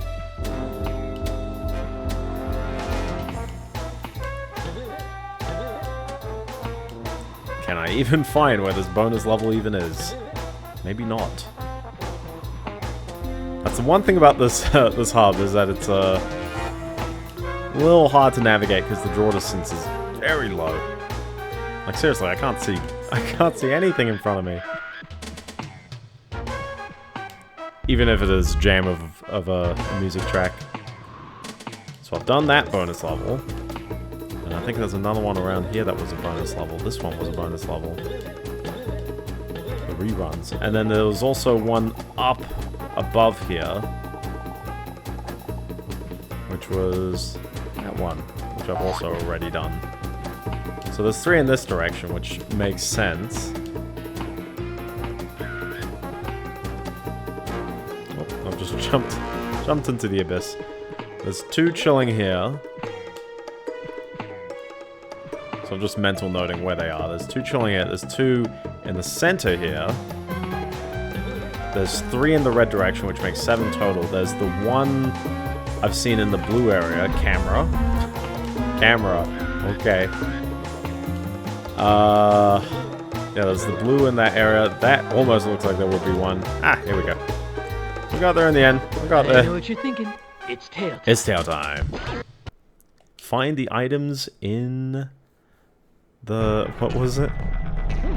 At least I'm not at the DMV. He's got a point there.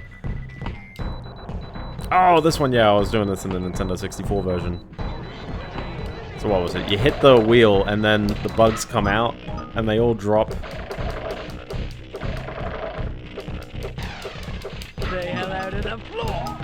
They all drop 3 thingies, but they're all coming in weird patterns. Maybe not too weird, but you gotta make sure you hit them.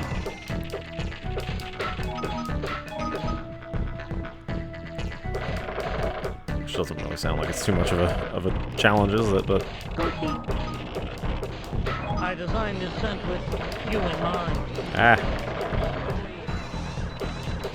By you, I'll murderize you. There we go. Oh, oh, oh! Don't get yourself trapped onto the platform though. It's not good for your health. Last bit of news. Okay. Let's get right into the news. I seem to keep hitting this once, which is My tail's gonna kick your butt. Bobby, Chop!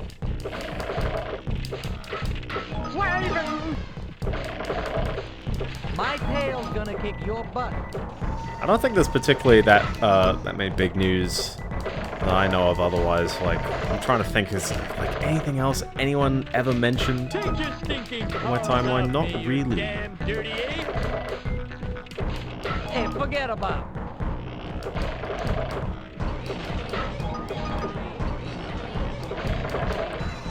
licking my way to the top. Come on, there we go. Now that's what I call getting some tail. That was a fairly normal bonus level, isn't it? Wasn't really anything too weird in there.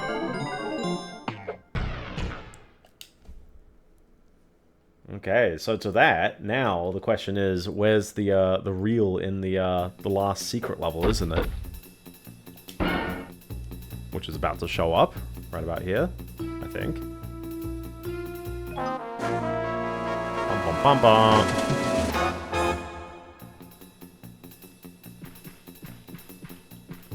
He's taking his time to, Eddie, you're taking your time to deliver the news.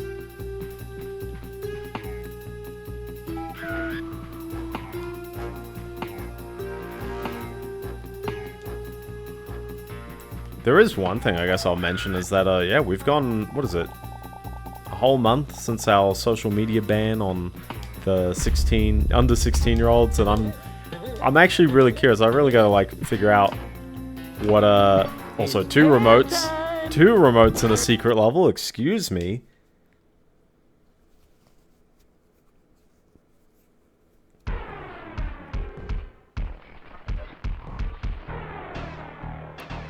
Again, we still gotta use this theme, dang it.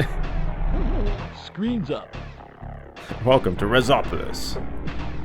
Please, hold on, please die what? I can't adjust the camera, so never mind. But it is a bonus level, so it's not like we have the hidden remote. Okay, Kurt. Yeah, so I don't really have to worry about that. Although, again, we do have the hidden reel, I guess. Got my eyes, I can't see. We got a maze. Super Monkey Ball Banana Splits. Had a peculiar marketing campaign. Yeah, I saw you send me that one. Well, not me particularly, but it was shared in the server. I had the booby lady. And we've now archived Booby Lady.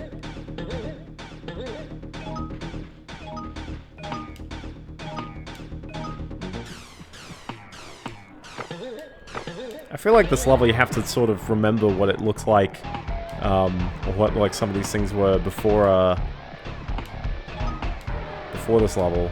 So like you had to know that that was indeed a lift, like that does go up. On my way to prison. Also, again, this draw distance. Oh my goodness. The draw distance is so gnarly, you start seeing it apply to objects like in your peripheral view, like disappearing. This is what happened in Inside Out 2. I would like to jump over there, thank you. Now that's what I call getting some Yeah, it's a real. The DLC for... Oh, very nice. So anyone can invoke the Booba Lady. So it was topical. It was just topical for the previous level. Alright, here's a question. I have no idea where I'm going. Because I'm on top of the wall. Obviously they've walled me off here. Reminds me of that one, was it in the master levels? Is that a pit? No, it's not a pit. It's just... it just looks very odd. Okay, nothing around there. In Japan, the DLC already upped the game. Ah! An E3 plus game with secret Booba Lady.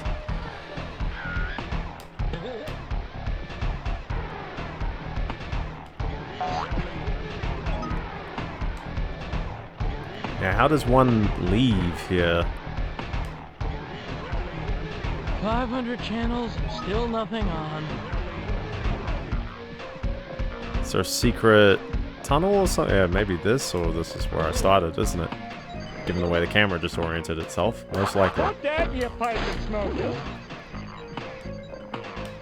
To be fair, I guess, like, it is, when I say, like, Booba Lady, it's like, I mean, it is really just that. There's no, you know, there's nothing more than that. It's nothing truly too sexual, but, like, she is in a swimsuit, isn't it?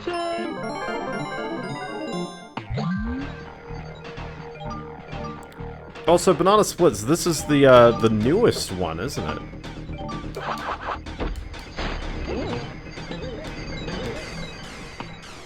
Welcome to the only thing more evil than IRS headquarters. Not the IRS headquarters.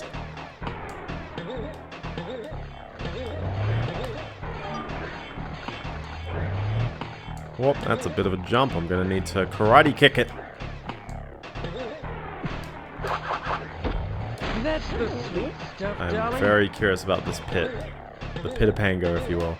It's not a Pitapango. Okay, I've definitely been there before. Oh, but I could have jumped it. Okay, mental note, mental note, mental note.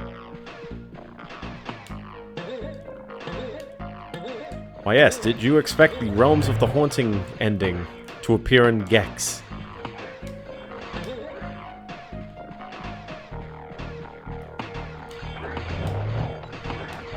Okay, what is going on down there and what is happening over here?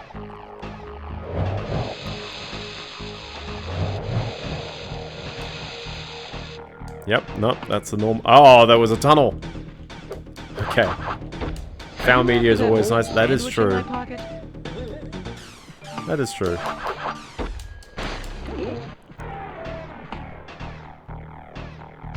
And down we go into. Pardon my tongue, darling. I just nearly fall down a pit just then. Oh boy. Found media is always, yeah, it's always neat. I mean, in the same way as like, and I should mention this on stream, just but yeah, like as I'm going through the Guitar Hero files, and it's not as groundbreaking as finding Booba Lady in the game, but certainly it's like, oh, interesting things like finding that there's a song challenge type that's based off tapping with the tap bar. So it's like hit taps or tap hits or something like that rather than hit taps. So it's not just the tap notes, but it's like actually using the bar to strum. And I believe they didn't. It does work, and it's completely modeled, and it works in the game. But you can only activate it by changing the song challenge that's used on a song, which is very easy to do in the Q script. So I'd recommend giving it a check out if you're curious about that. But at the end of the day, you need a guitar with a touch strip, which is not... I mean, to be fair, that's the World Tour and the Guitar Hero 5 guitars, so most people probably have one, well, that's like that. But the official Warriors of Rock guitar did not have that, so that's why... That's probably why they never used it.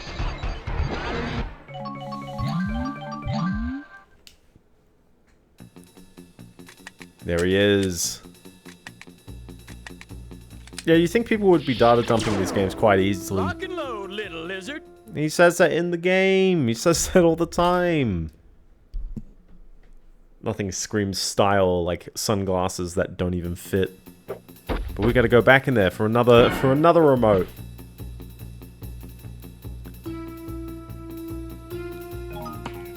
It's tail time. So where would this other remote be? Cross the blue beams to the res tower.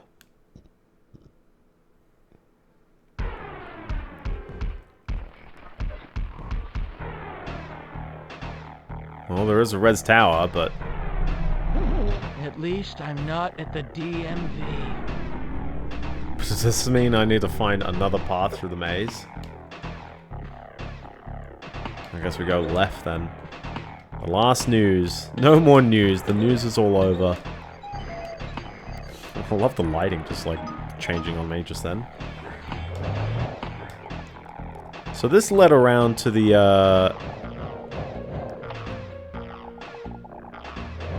wow, it really turns on that quick. So this leads around to that that lift if I kept going up that way. I don't know, I guess follow the left wall, eventually I'll find my way out.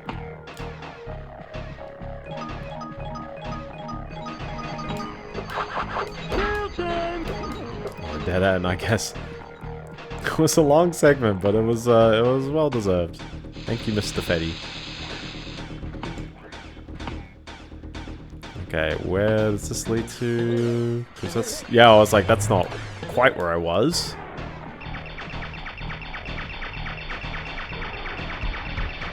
Okay, I'm looking at this going, oh, I run fast. It's almost like it's an element from the, oh! It's almost like it's an element from the from the original game. Recreated in 3D. I guess that's the other thing as well, is that there is a very big trend of, you know, putting games into 3D, especially in the wake of Mario 64. And there are early 3D platformers all over the place. I think people will point to Bug with an exclamation mark, or Bugdom, or Jumping Flash, or Bubsy.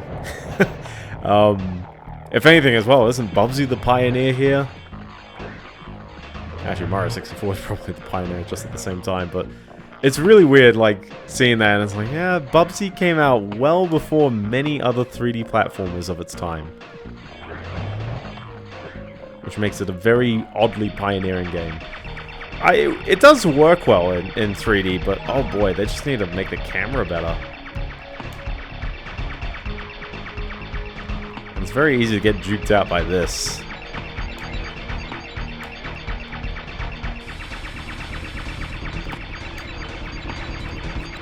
But I will say, like, I was a little hesitant at first because I remembered that there were several, like, repeat concepts in this game. You'd have many levels that are,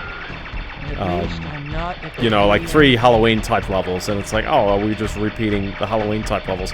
I think there's still enough variety going on in here where it works out okay. Especially with these bonus levels, like, I don't know what's going on with these. Oh my gosh, it's the mother brain. I'm just gonna let him do his business there. And there we go. And that's the last red remote, which means I think the only thing left to do now is to beat the game, I think. 39 remotes, 28 silver ones, 12 gold ones. We just gotta beat the game then. The ride is almost over, apart from the Nintendo 64 level.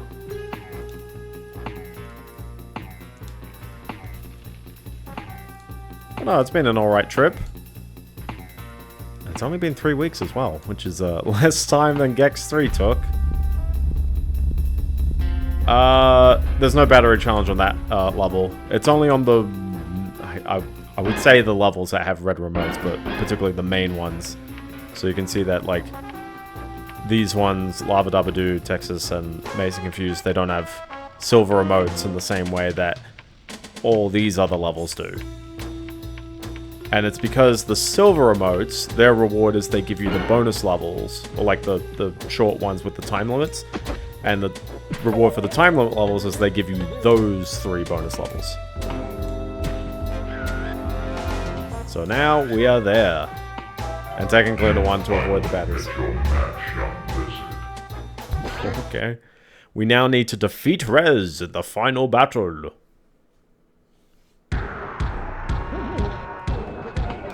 So how hard do you think this guy will be? Because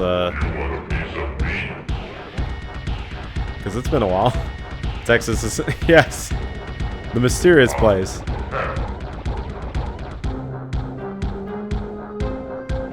Wouldn't you know, it's the same villain. Oh, the previous bosses were not that bad. They're really not that bad. I should have really taken the free hit into this. I think I remember just tanking this fight. Alright, let's see. He's charging. I'm not too sure if I have to wait for him to charge into places. Oh.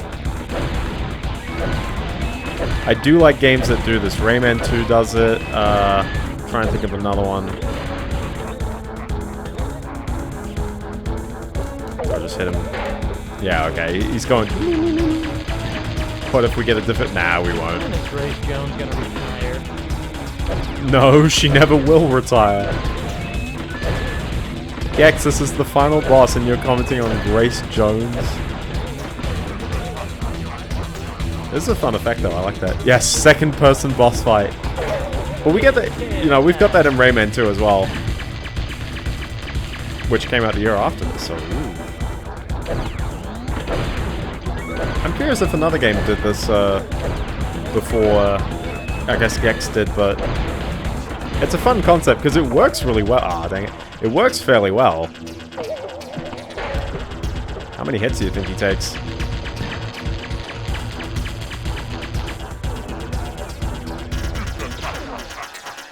Uh-oh, he turned off the electricity thing.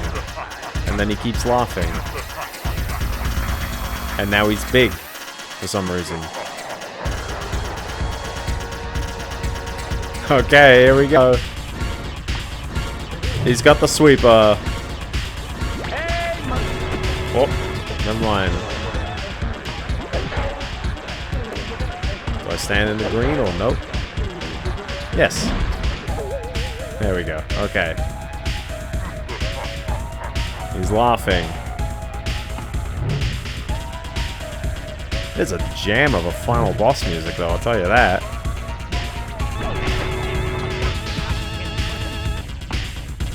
That is like a freebie hit for him, though. Oh, come on. I wasn't even on the right side of the level for that.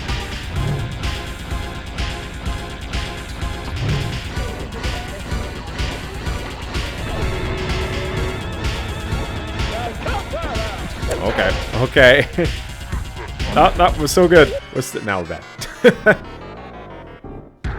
Okay. Okay, now I know. Now I know a bit more.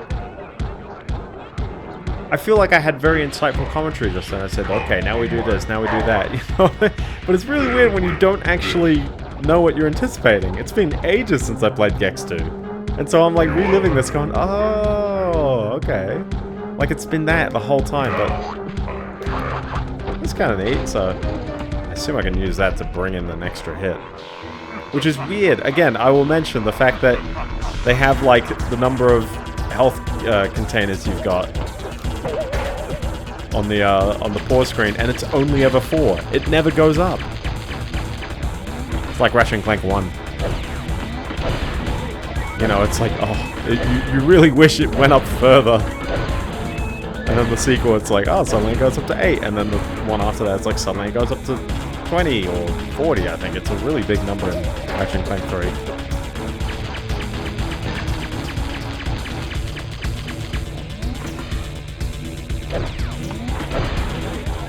Yeah, I got an exciting week of hopefully not as much Guitar Hero. Although I am playing Rockman, so I guess it's that. But just clearing the backlog. They're changing the rules of Professor Oak challenges. He just walked into that. I didn't even hit him on that one. Okay, sure. They're changing the rules of the Professor Oak challenges. I worry that people do Professor Oak challenges of literally every ROM hack, and it's like, there are many of them that just do not change that much about catching Pokemon. There's not really much need to, like, spam a Professor Oak challenge on it.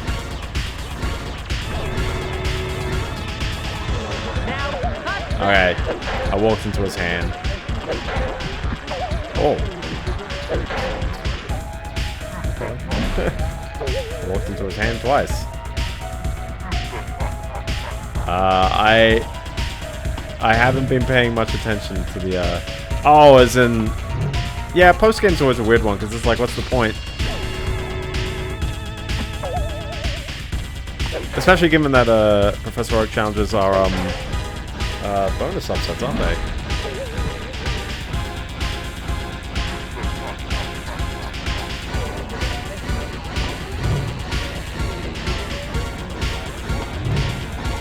Alright, where's the thingy? Whoop. Where's the thingy? To my right. I heard it in my right ear, so I was like, oh, thank you, Dolby Surround. Thank you, Extra Hit, as well. I needed that. We should get an official guideline about it? True. This is when I obligatory scream out the final blow all the time. They did. They really did. They went out with all the music on this game. It's a jamming soundtrack. Gex, it is me, your father. Yeah, right. How can you be my father? It's true. I didn't always look like this. I fell into a scrap heap while trying to get free cable. And your Relatable. point is...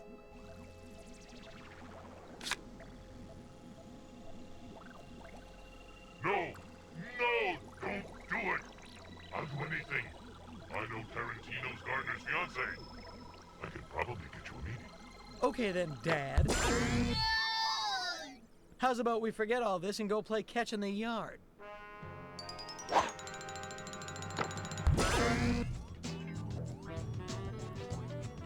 Here we go. We got a redhead at the end of the day. We're good.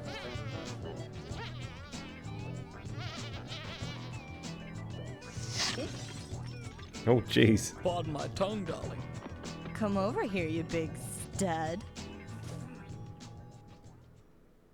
And there we go. Clock says party time. And now we got some concept art, because I guess it shows you this if you got all the remotes. We did the whole game. Like Andy. We gotta get rewarded for this. Let's get it on. Can't tell you where this brick texture is from though. I'll just say Rise of the Triad and move on. I don't know where most of these enemies even came in. Like some of them like that is obviously, you know, in the tech levels.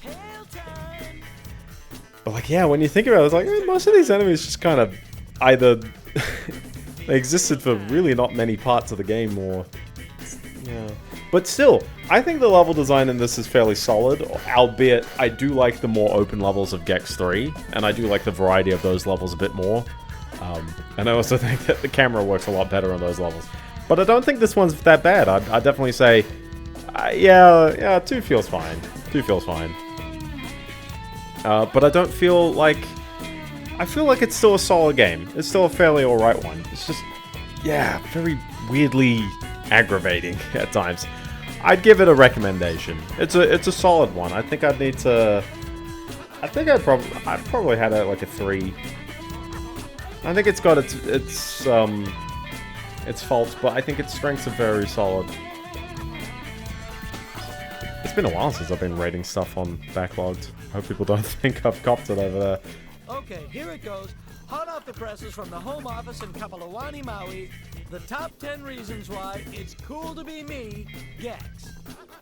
Cool Number to be 10, a lizard. can look down blouses when hanging from ceiling. Oh. Number 9, Gex. inheritance from Uncle Izod means no longer having to kiss video game executives' butt. Number 8, ladies love a gecko's smooth skin. And smooth Okay. moves. Isn't Number it weird 7, that they're giving able you to all kick of Kermit these? the Frog's butt. Okay. Number 6, perfect star for Hollywood, already has forked tongue. Number 5, Dad is a megalomaniac TV killer who happens to dress like the Tin Man. Oh, I'm sorry. My mistake. That goes with the son of Ross Perot top template. Number 4, being a video game star allows you to eat all you want and never gain weight. Don't you Number love 3, sex appeal in the Gecko 90s? tastes like chicken. Number 2, important gecko appendages do grow back. And the number 1 reason why it's cool to be me, Gex, can be a complete punk and still sucker video game execs to keep doling out the green. It's Okay. good to be a gecko. It's good to be a gecko. Yeah. Isn't it weird to have all this concept art thrown into an FMV? But yeah, that's it. That's the game. We'll sit through some credits. And you know how credits are these days. They're not that long. Charles Martin. It's a couple of letters off of someone else. There's a lot of frame rate issues though, and I think you'll notice with the Nintendo 64 version in a hot moment that it's not exactly any better. Dana Gould.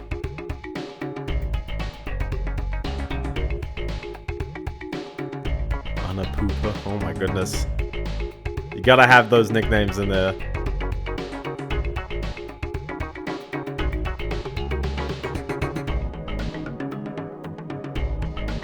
Man, so many people. There's a solid number of people in this game. Well, we press X to continue, and then, well, you know how it is. We, title screen or... Yeah, title screen. Okay. No saving. If you forgot to save, whoops. Okay, well, that is it for Gex Enter the Gecko. But wait! There's ever so slightly more. So, hold on. Give me a hot second to make sure that this is indeed working.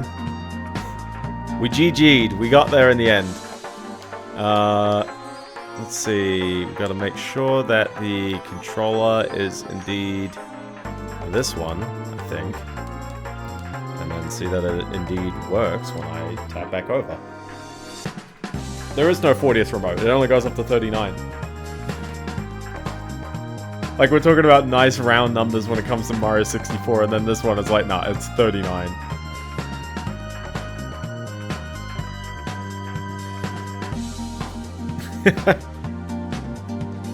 You do not need a hot second, just a hot minute to not be a sub 2 hour.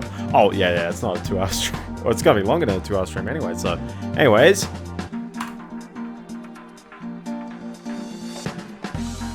Whoa. Whoa. RetroAchievement is not happy about restarting, so that's good that I tested that then. Has a portal to the last boss fight. It did, technically, yes. It did. Which is a little curious. You are correct there. But I don't think it's, yeah, no, I mean, the fact that it gave me all the, like, the post stuff means I think it's good. We're all fine. We saw the secret ending.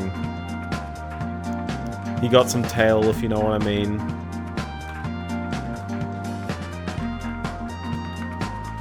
Okay, let's get it on. Here we go.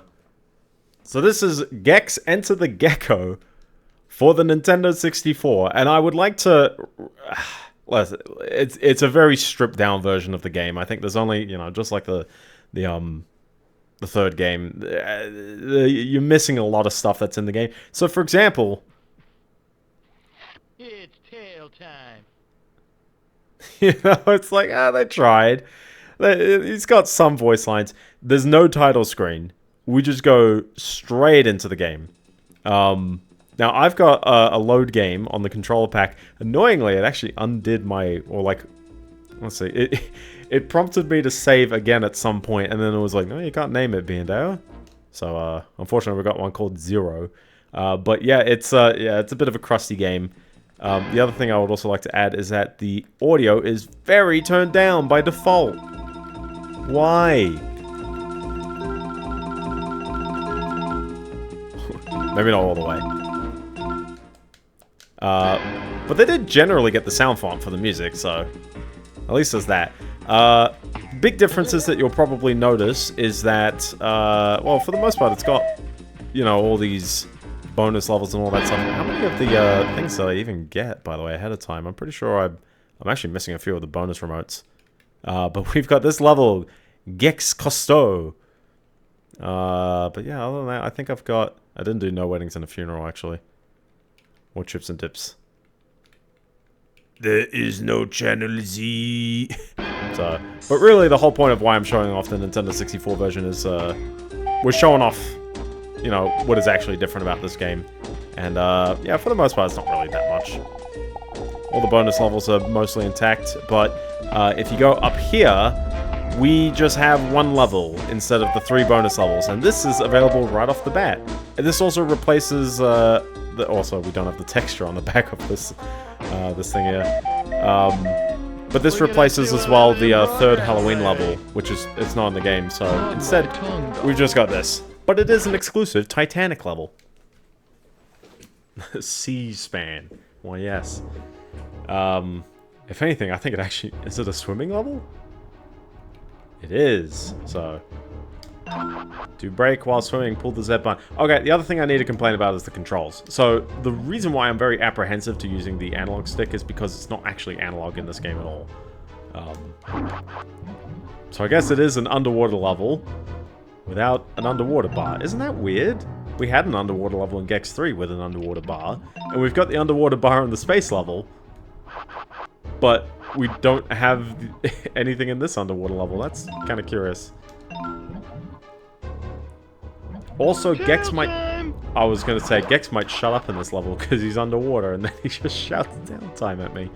So, sure, okay. Sure. But yeah, since the analog stick isn't really analog, it's like, oh, it always, you know, makes me want to use the D-pad. Exactly, yeah, that was a bit of comedic timing. It makes me want to use the D-pad, and the controls are... You know, you'd guess them. So A still does your jump, B does, you know, your dash. The karate kick is, you know, usually R2. It's Z, but it's only Z, and it's kind of annoying because if you want to use the D-pad, L doesn't do anything, and you can't rebind it. I know you can obviously rebind it for your emulator, but like, I can't. Oh. Like, if I want to use the D-pad to control Gex, which on the PlayStation 1 is a very natural thing because the analog controls are always a bit weird, like, you're not really caught out by doing that. But on the Nintendo 64 version, you basically gotta, like, kind of reach around with your middle finger to hit Z, you know, to do your braking here, because L don't do it. There's attack. Ah! Kill time! I'm curious about this level. It seems to be very much the Tomb Raider 2 kind of approach here, where it's like it's wide, it's open. In general, I'd probably say this Nintendo 64 version, the graphics are a downgrade. In many levels, you can kind of compare and contrast, and you can just go, it just doesn't look anywhere near the same level of detail. Like, just things are blurrier. Could it be the texture filtering? Maybe. Ironically, texture filtering, this is where, yes. Ironically, texture filtering does lead to worse visuals in some cases, and especially for textures that aren't particularly designed to be filtered like that. How do I eat this? I just hit B? No, yeah, how do I eat that? Is it... I guess I just take the hit.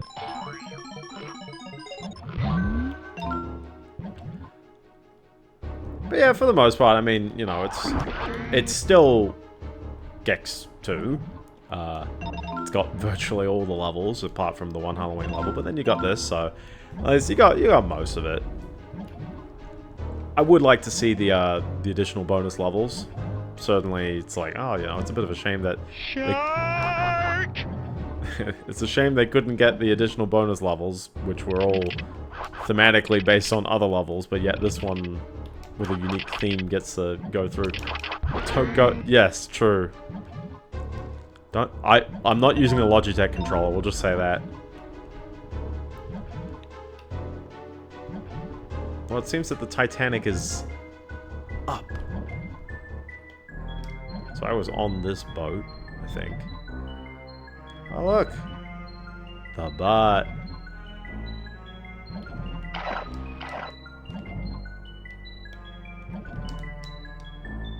They call him Flipper, Flipper. So is it intentionally an underwater level? Is it like all an underwater level, or go with a thematic one? Maybe. Is it like that one level in episode 4 of Duke Nukem 3D where you swim up the underside? Maybe not. But it is there. What if it... if it just had an iceberg? Oh, maybe. That wouldn't be good for them. There's a gate here. Why is there a gate there? Oh! Well, I got the shark at the end of the day. My tail's gonna kick your butt. But no, that's all closed off, so... No dice there, unless I grab the taxi? Yeah, I was thinking... Or I proceed to get mauled by another shark.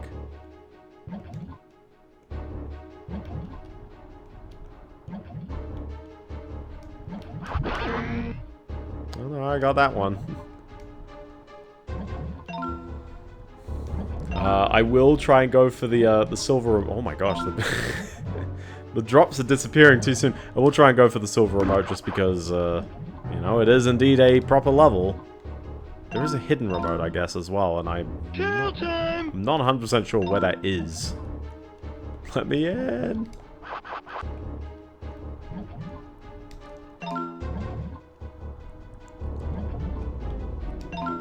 I'm actually curious as well if it's even that documented, because, I mean, as the Nintendo 64 exclusive level, it's like...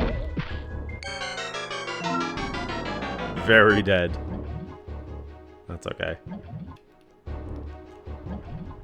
As the,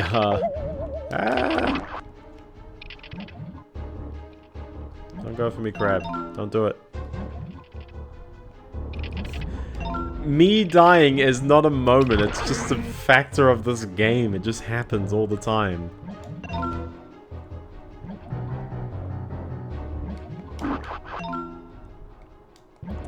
Gosh, you guys are so mean to me. What is it? I should do some DSP style shilling. Nah. Gex. It is a Gex moment. I was gonna say, because I'm very certain I struggled like this in Gex 3 as well. So I'm curious if that was a remote that was counting the number of arches I've gone under. I suppose that was, yeah. I was like, wait, is that the one that I was doing? Yeah, right there.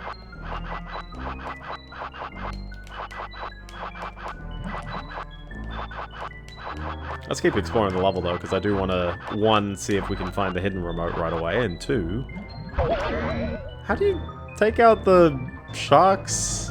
I feel like the answer is you don't. I mean, you can, but I choose life. My tail's gonna kick your butt. These things are kind of cool. They might kill me.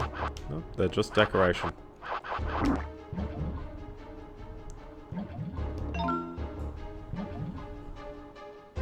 Come on, come on. Up.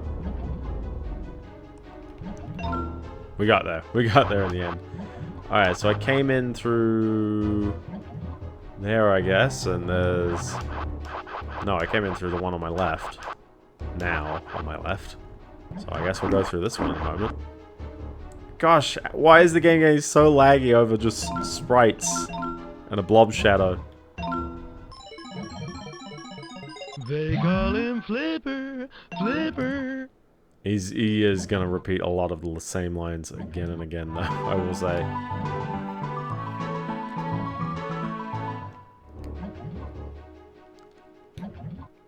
We have found the salmon tank.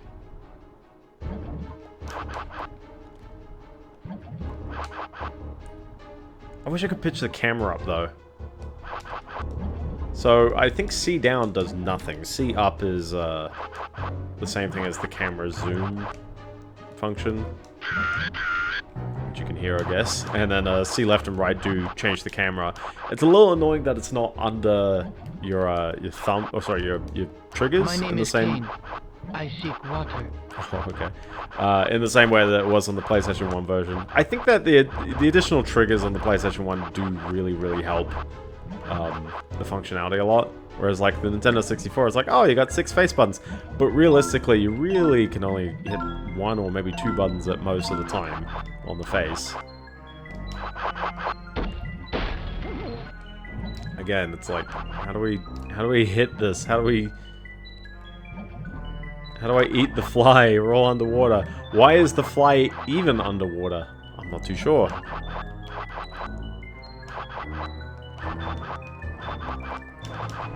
I don't think they had the spin move in Gex 3's underwater level, did they? They call him Flipper. They call him Flipper.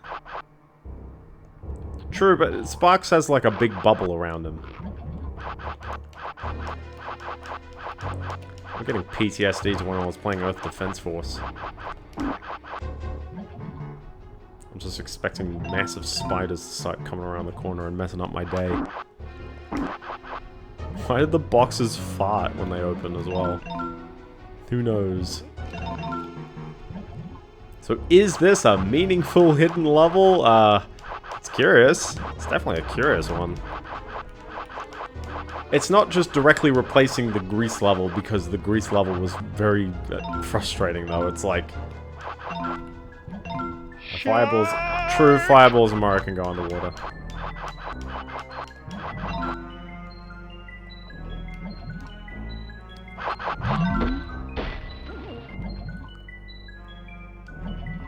Well, I mean, if you think about it as well, the flies are living in it, like, in a TV.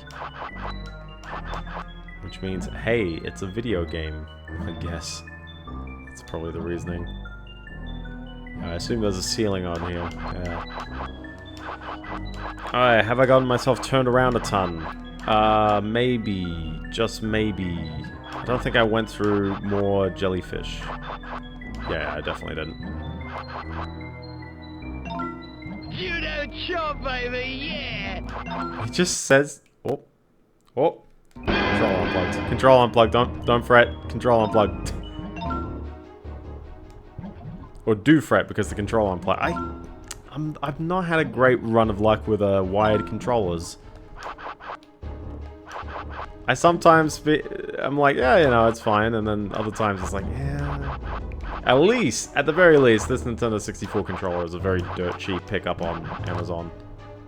I think I got it for like 25, and I mean, it's basically a Nintendo 64 controller with the internals sort of gutted a bit, like at least the you know, what it uses for its controls. Well, at least we know that's there.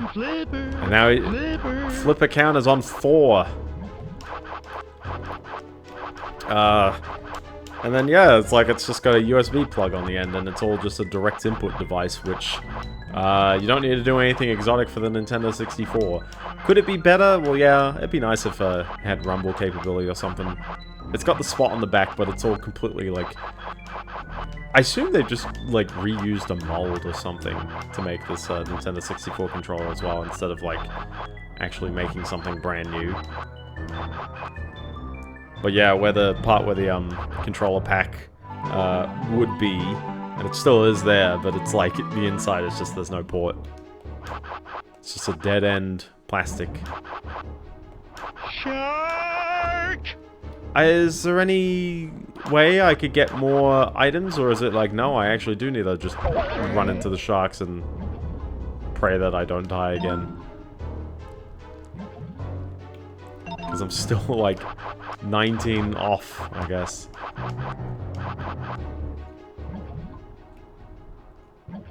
Yeah, to the cave, yeah. I don't know where the third remote should be there. We should throw Super to the sharks. What did Super do?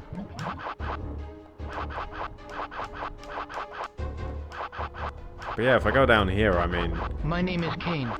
I seek water. I don't think we're really going to find anything more down here other than me getting killed by the jellyfish, which I might as well do to reset wherever the jellyfish have gone. Jellyfish!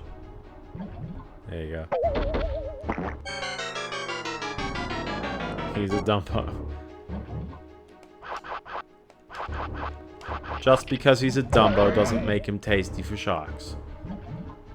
I'm always curious about sharks because you, like, especially here in Australia, you do hear about shark bites and shark attacks somewhat more frequently than, like, well, than many other places. Although I actually don't know, maybe California is actually real bad for shark attacks. Who knows? But it's like, yeah, you know, it's a bit terrifying, isn't it?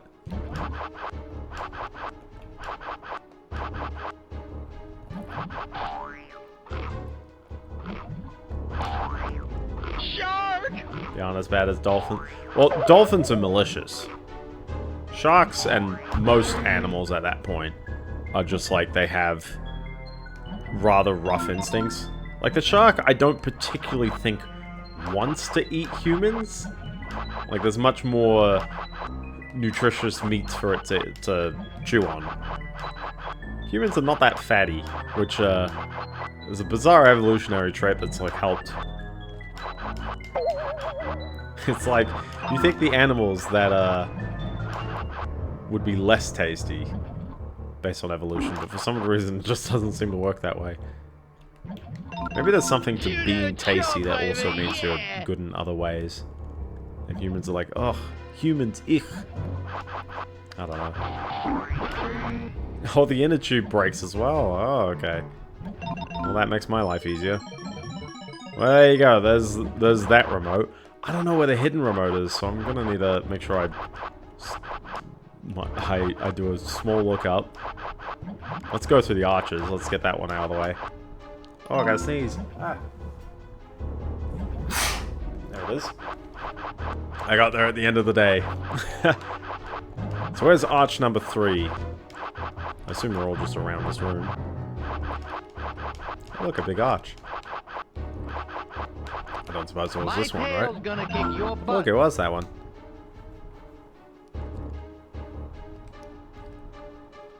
You know, for a Titanic level, the water isn't that cold. Where was that?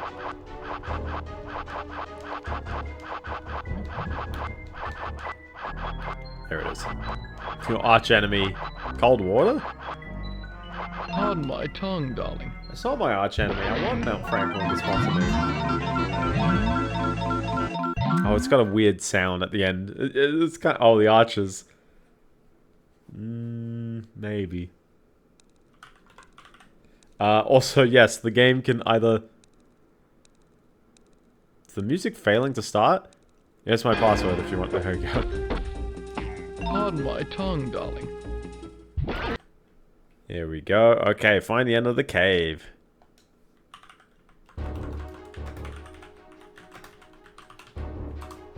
Which, I mean, we found already, didn't we?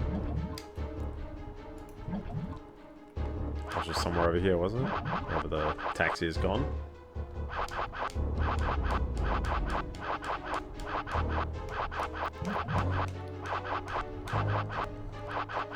Oh, we're not going to be here as long as the Greek level, I'll tell you that. But it is still interesting that, like, it is a level. Like, it's just here, it's somewhat alright of a level that even does this weird concept. Shark! Well, at least he shouted it.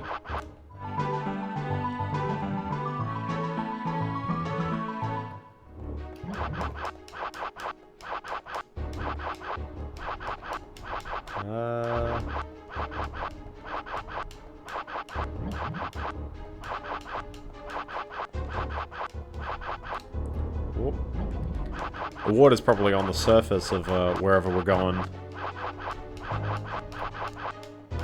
And by probably, I mean... I found a thing that says that, so it might be the right thing.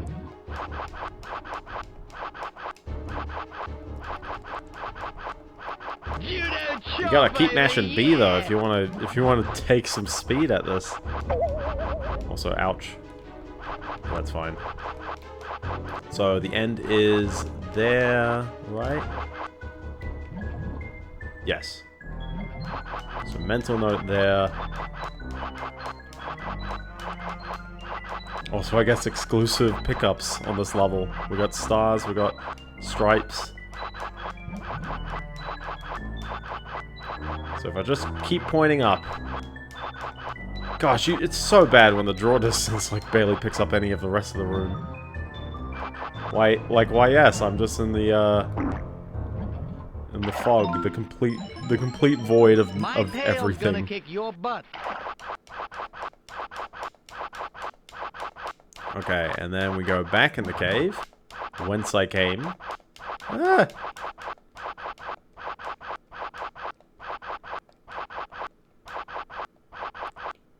I've prevented the music from looping by spinning too many times.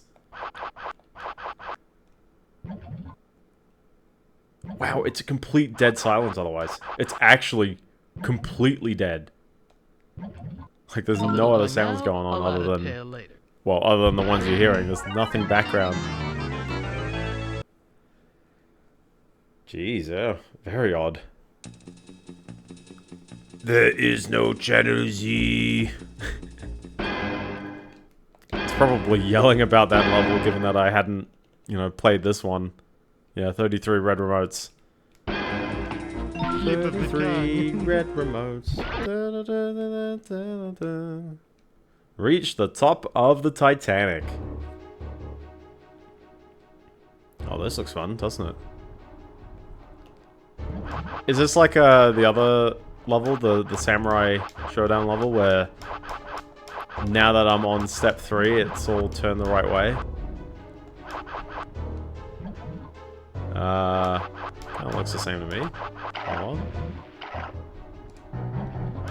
No, maybe I just went the wrong side. Hold on. There you go. I just had to go in here the whole time.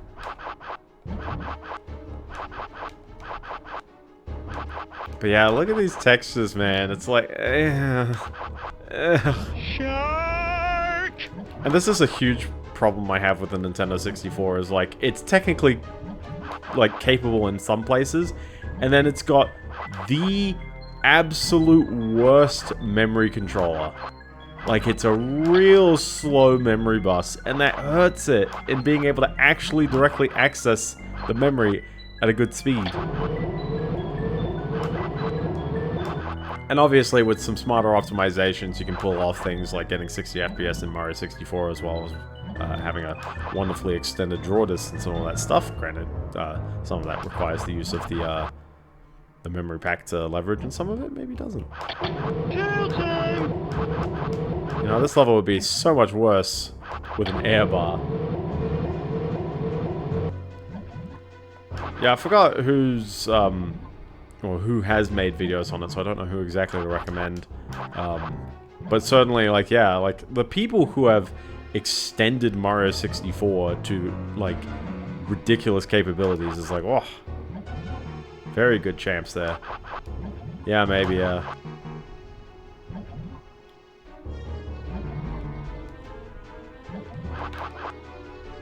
Where is it? Gotta find the remote to close the door, or the lever to close the door. You don't show, baby, yeah! And then find the next one that opens the next door.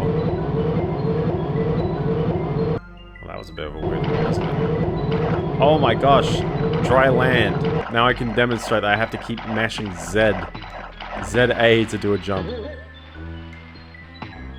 Or to do a, it's for decompression. I guess. Maybe? Doesn't seem to be working out for them. I like the slippery floors they got going on here. That's kind of funny. I'm not sure if they intended for anything to try and kill you, but, you know, Titanic was a very topical movie right at the release of this game, right? The tailbound jump. My name is Kane. I guess also because this level is available,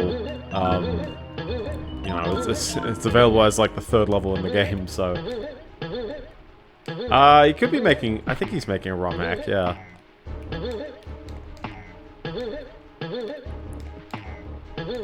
I think he talked about it in a video as if it were, like, a new game.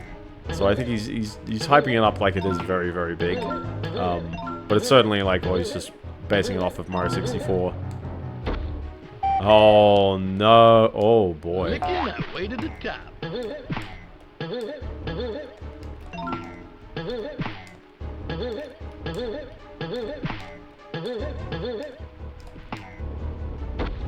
Oh boy. Perspective. Pick a door. Perspective. Gosh, this is a really weird angle, isn't it? Well, it's not too weird. That's it. That's the level. That's all it is. I guess you go through some tubes, it sends you out some other ones, and there you go. Have another password. But yeah, that's it. That's all of Gex 3, because, or Gex 2. It was Gex 2. That's what I get for playing it in the wrong order. We've gone back to Gex 2, and it's confused me. But I mean, yeah, I mean, it's the same game at the end of the day. Except the hidden image, which is, I mean, it's in editing. The people in the VOD saw it. It hasn't happened yet to me. I don't know what it looks like, but it will happen eventually. But yeah, other than that, I mean, you know, this Nintendo 64 version is very much the same game otherwise. Look at that 211 in progress, baby. I haven't gotten all the remotes, so I don't know if it's going to tell me off for a secret ending or not. But I mean, you are going to see most of the same thing. I'm not going to just beat this game as well. I'll probably call in a minute. I just want to see if this level's any different.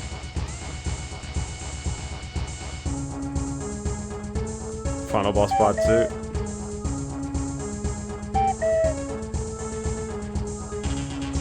Oh, I mean, this is still here. But like, when it works, it's like, yeah, you know, it's still the same game at the end of the day.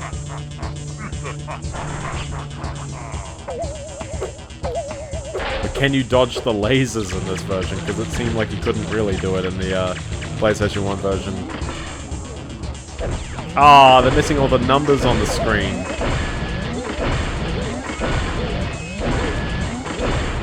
It's not as cool. It's not as cool.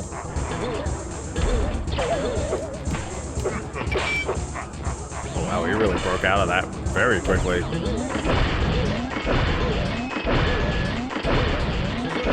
at that 211 in progress, baby.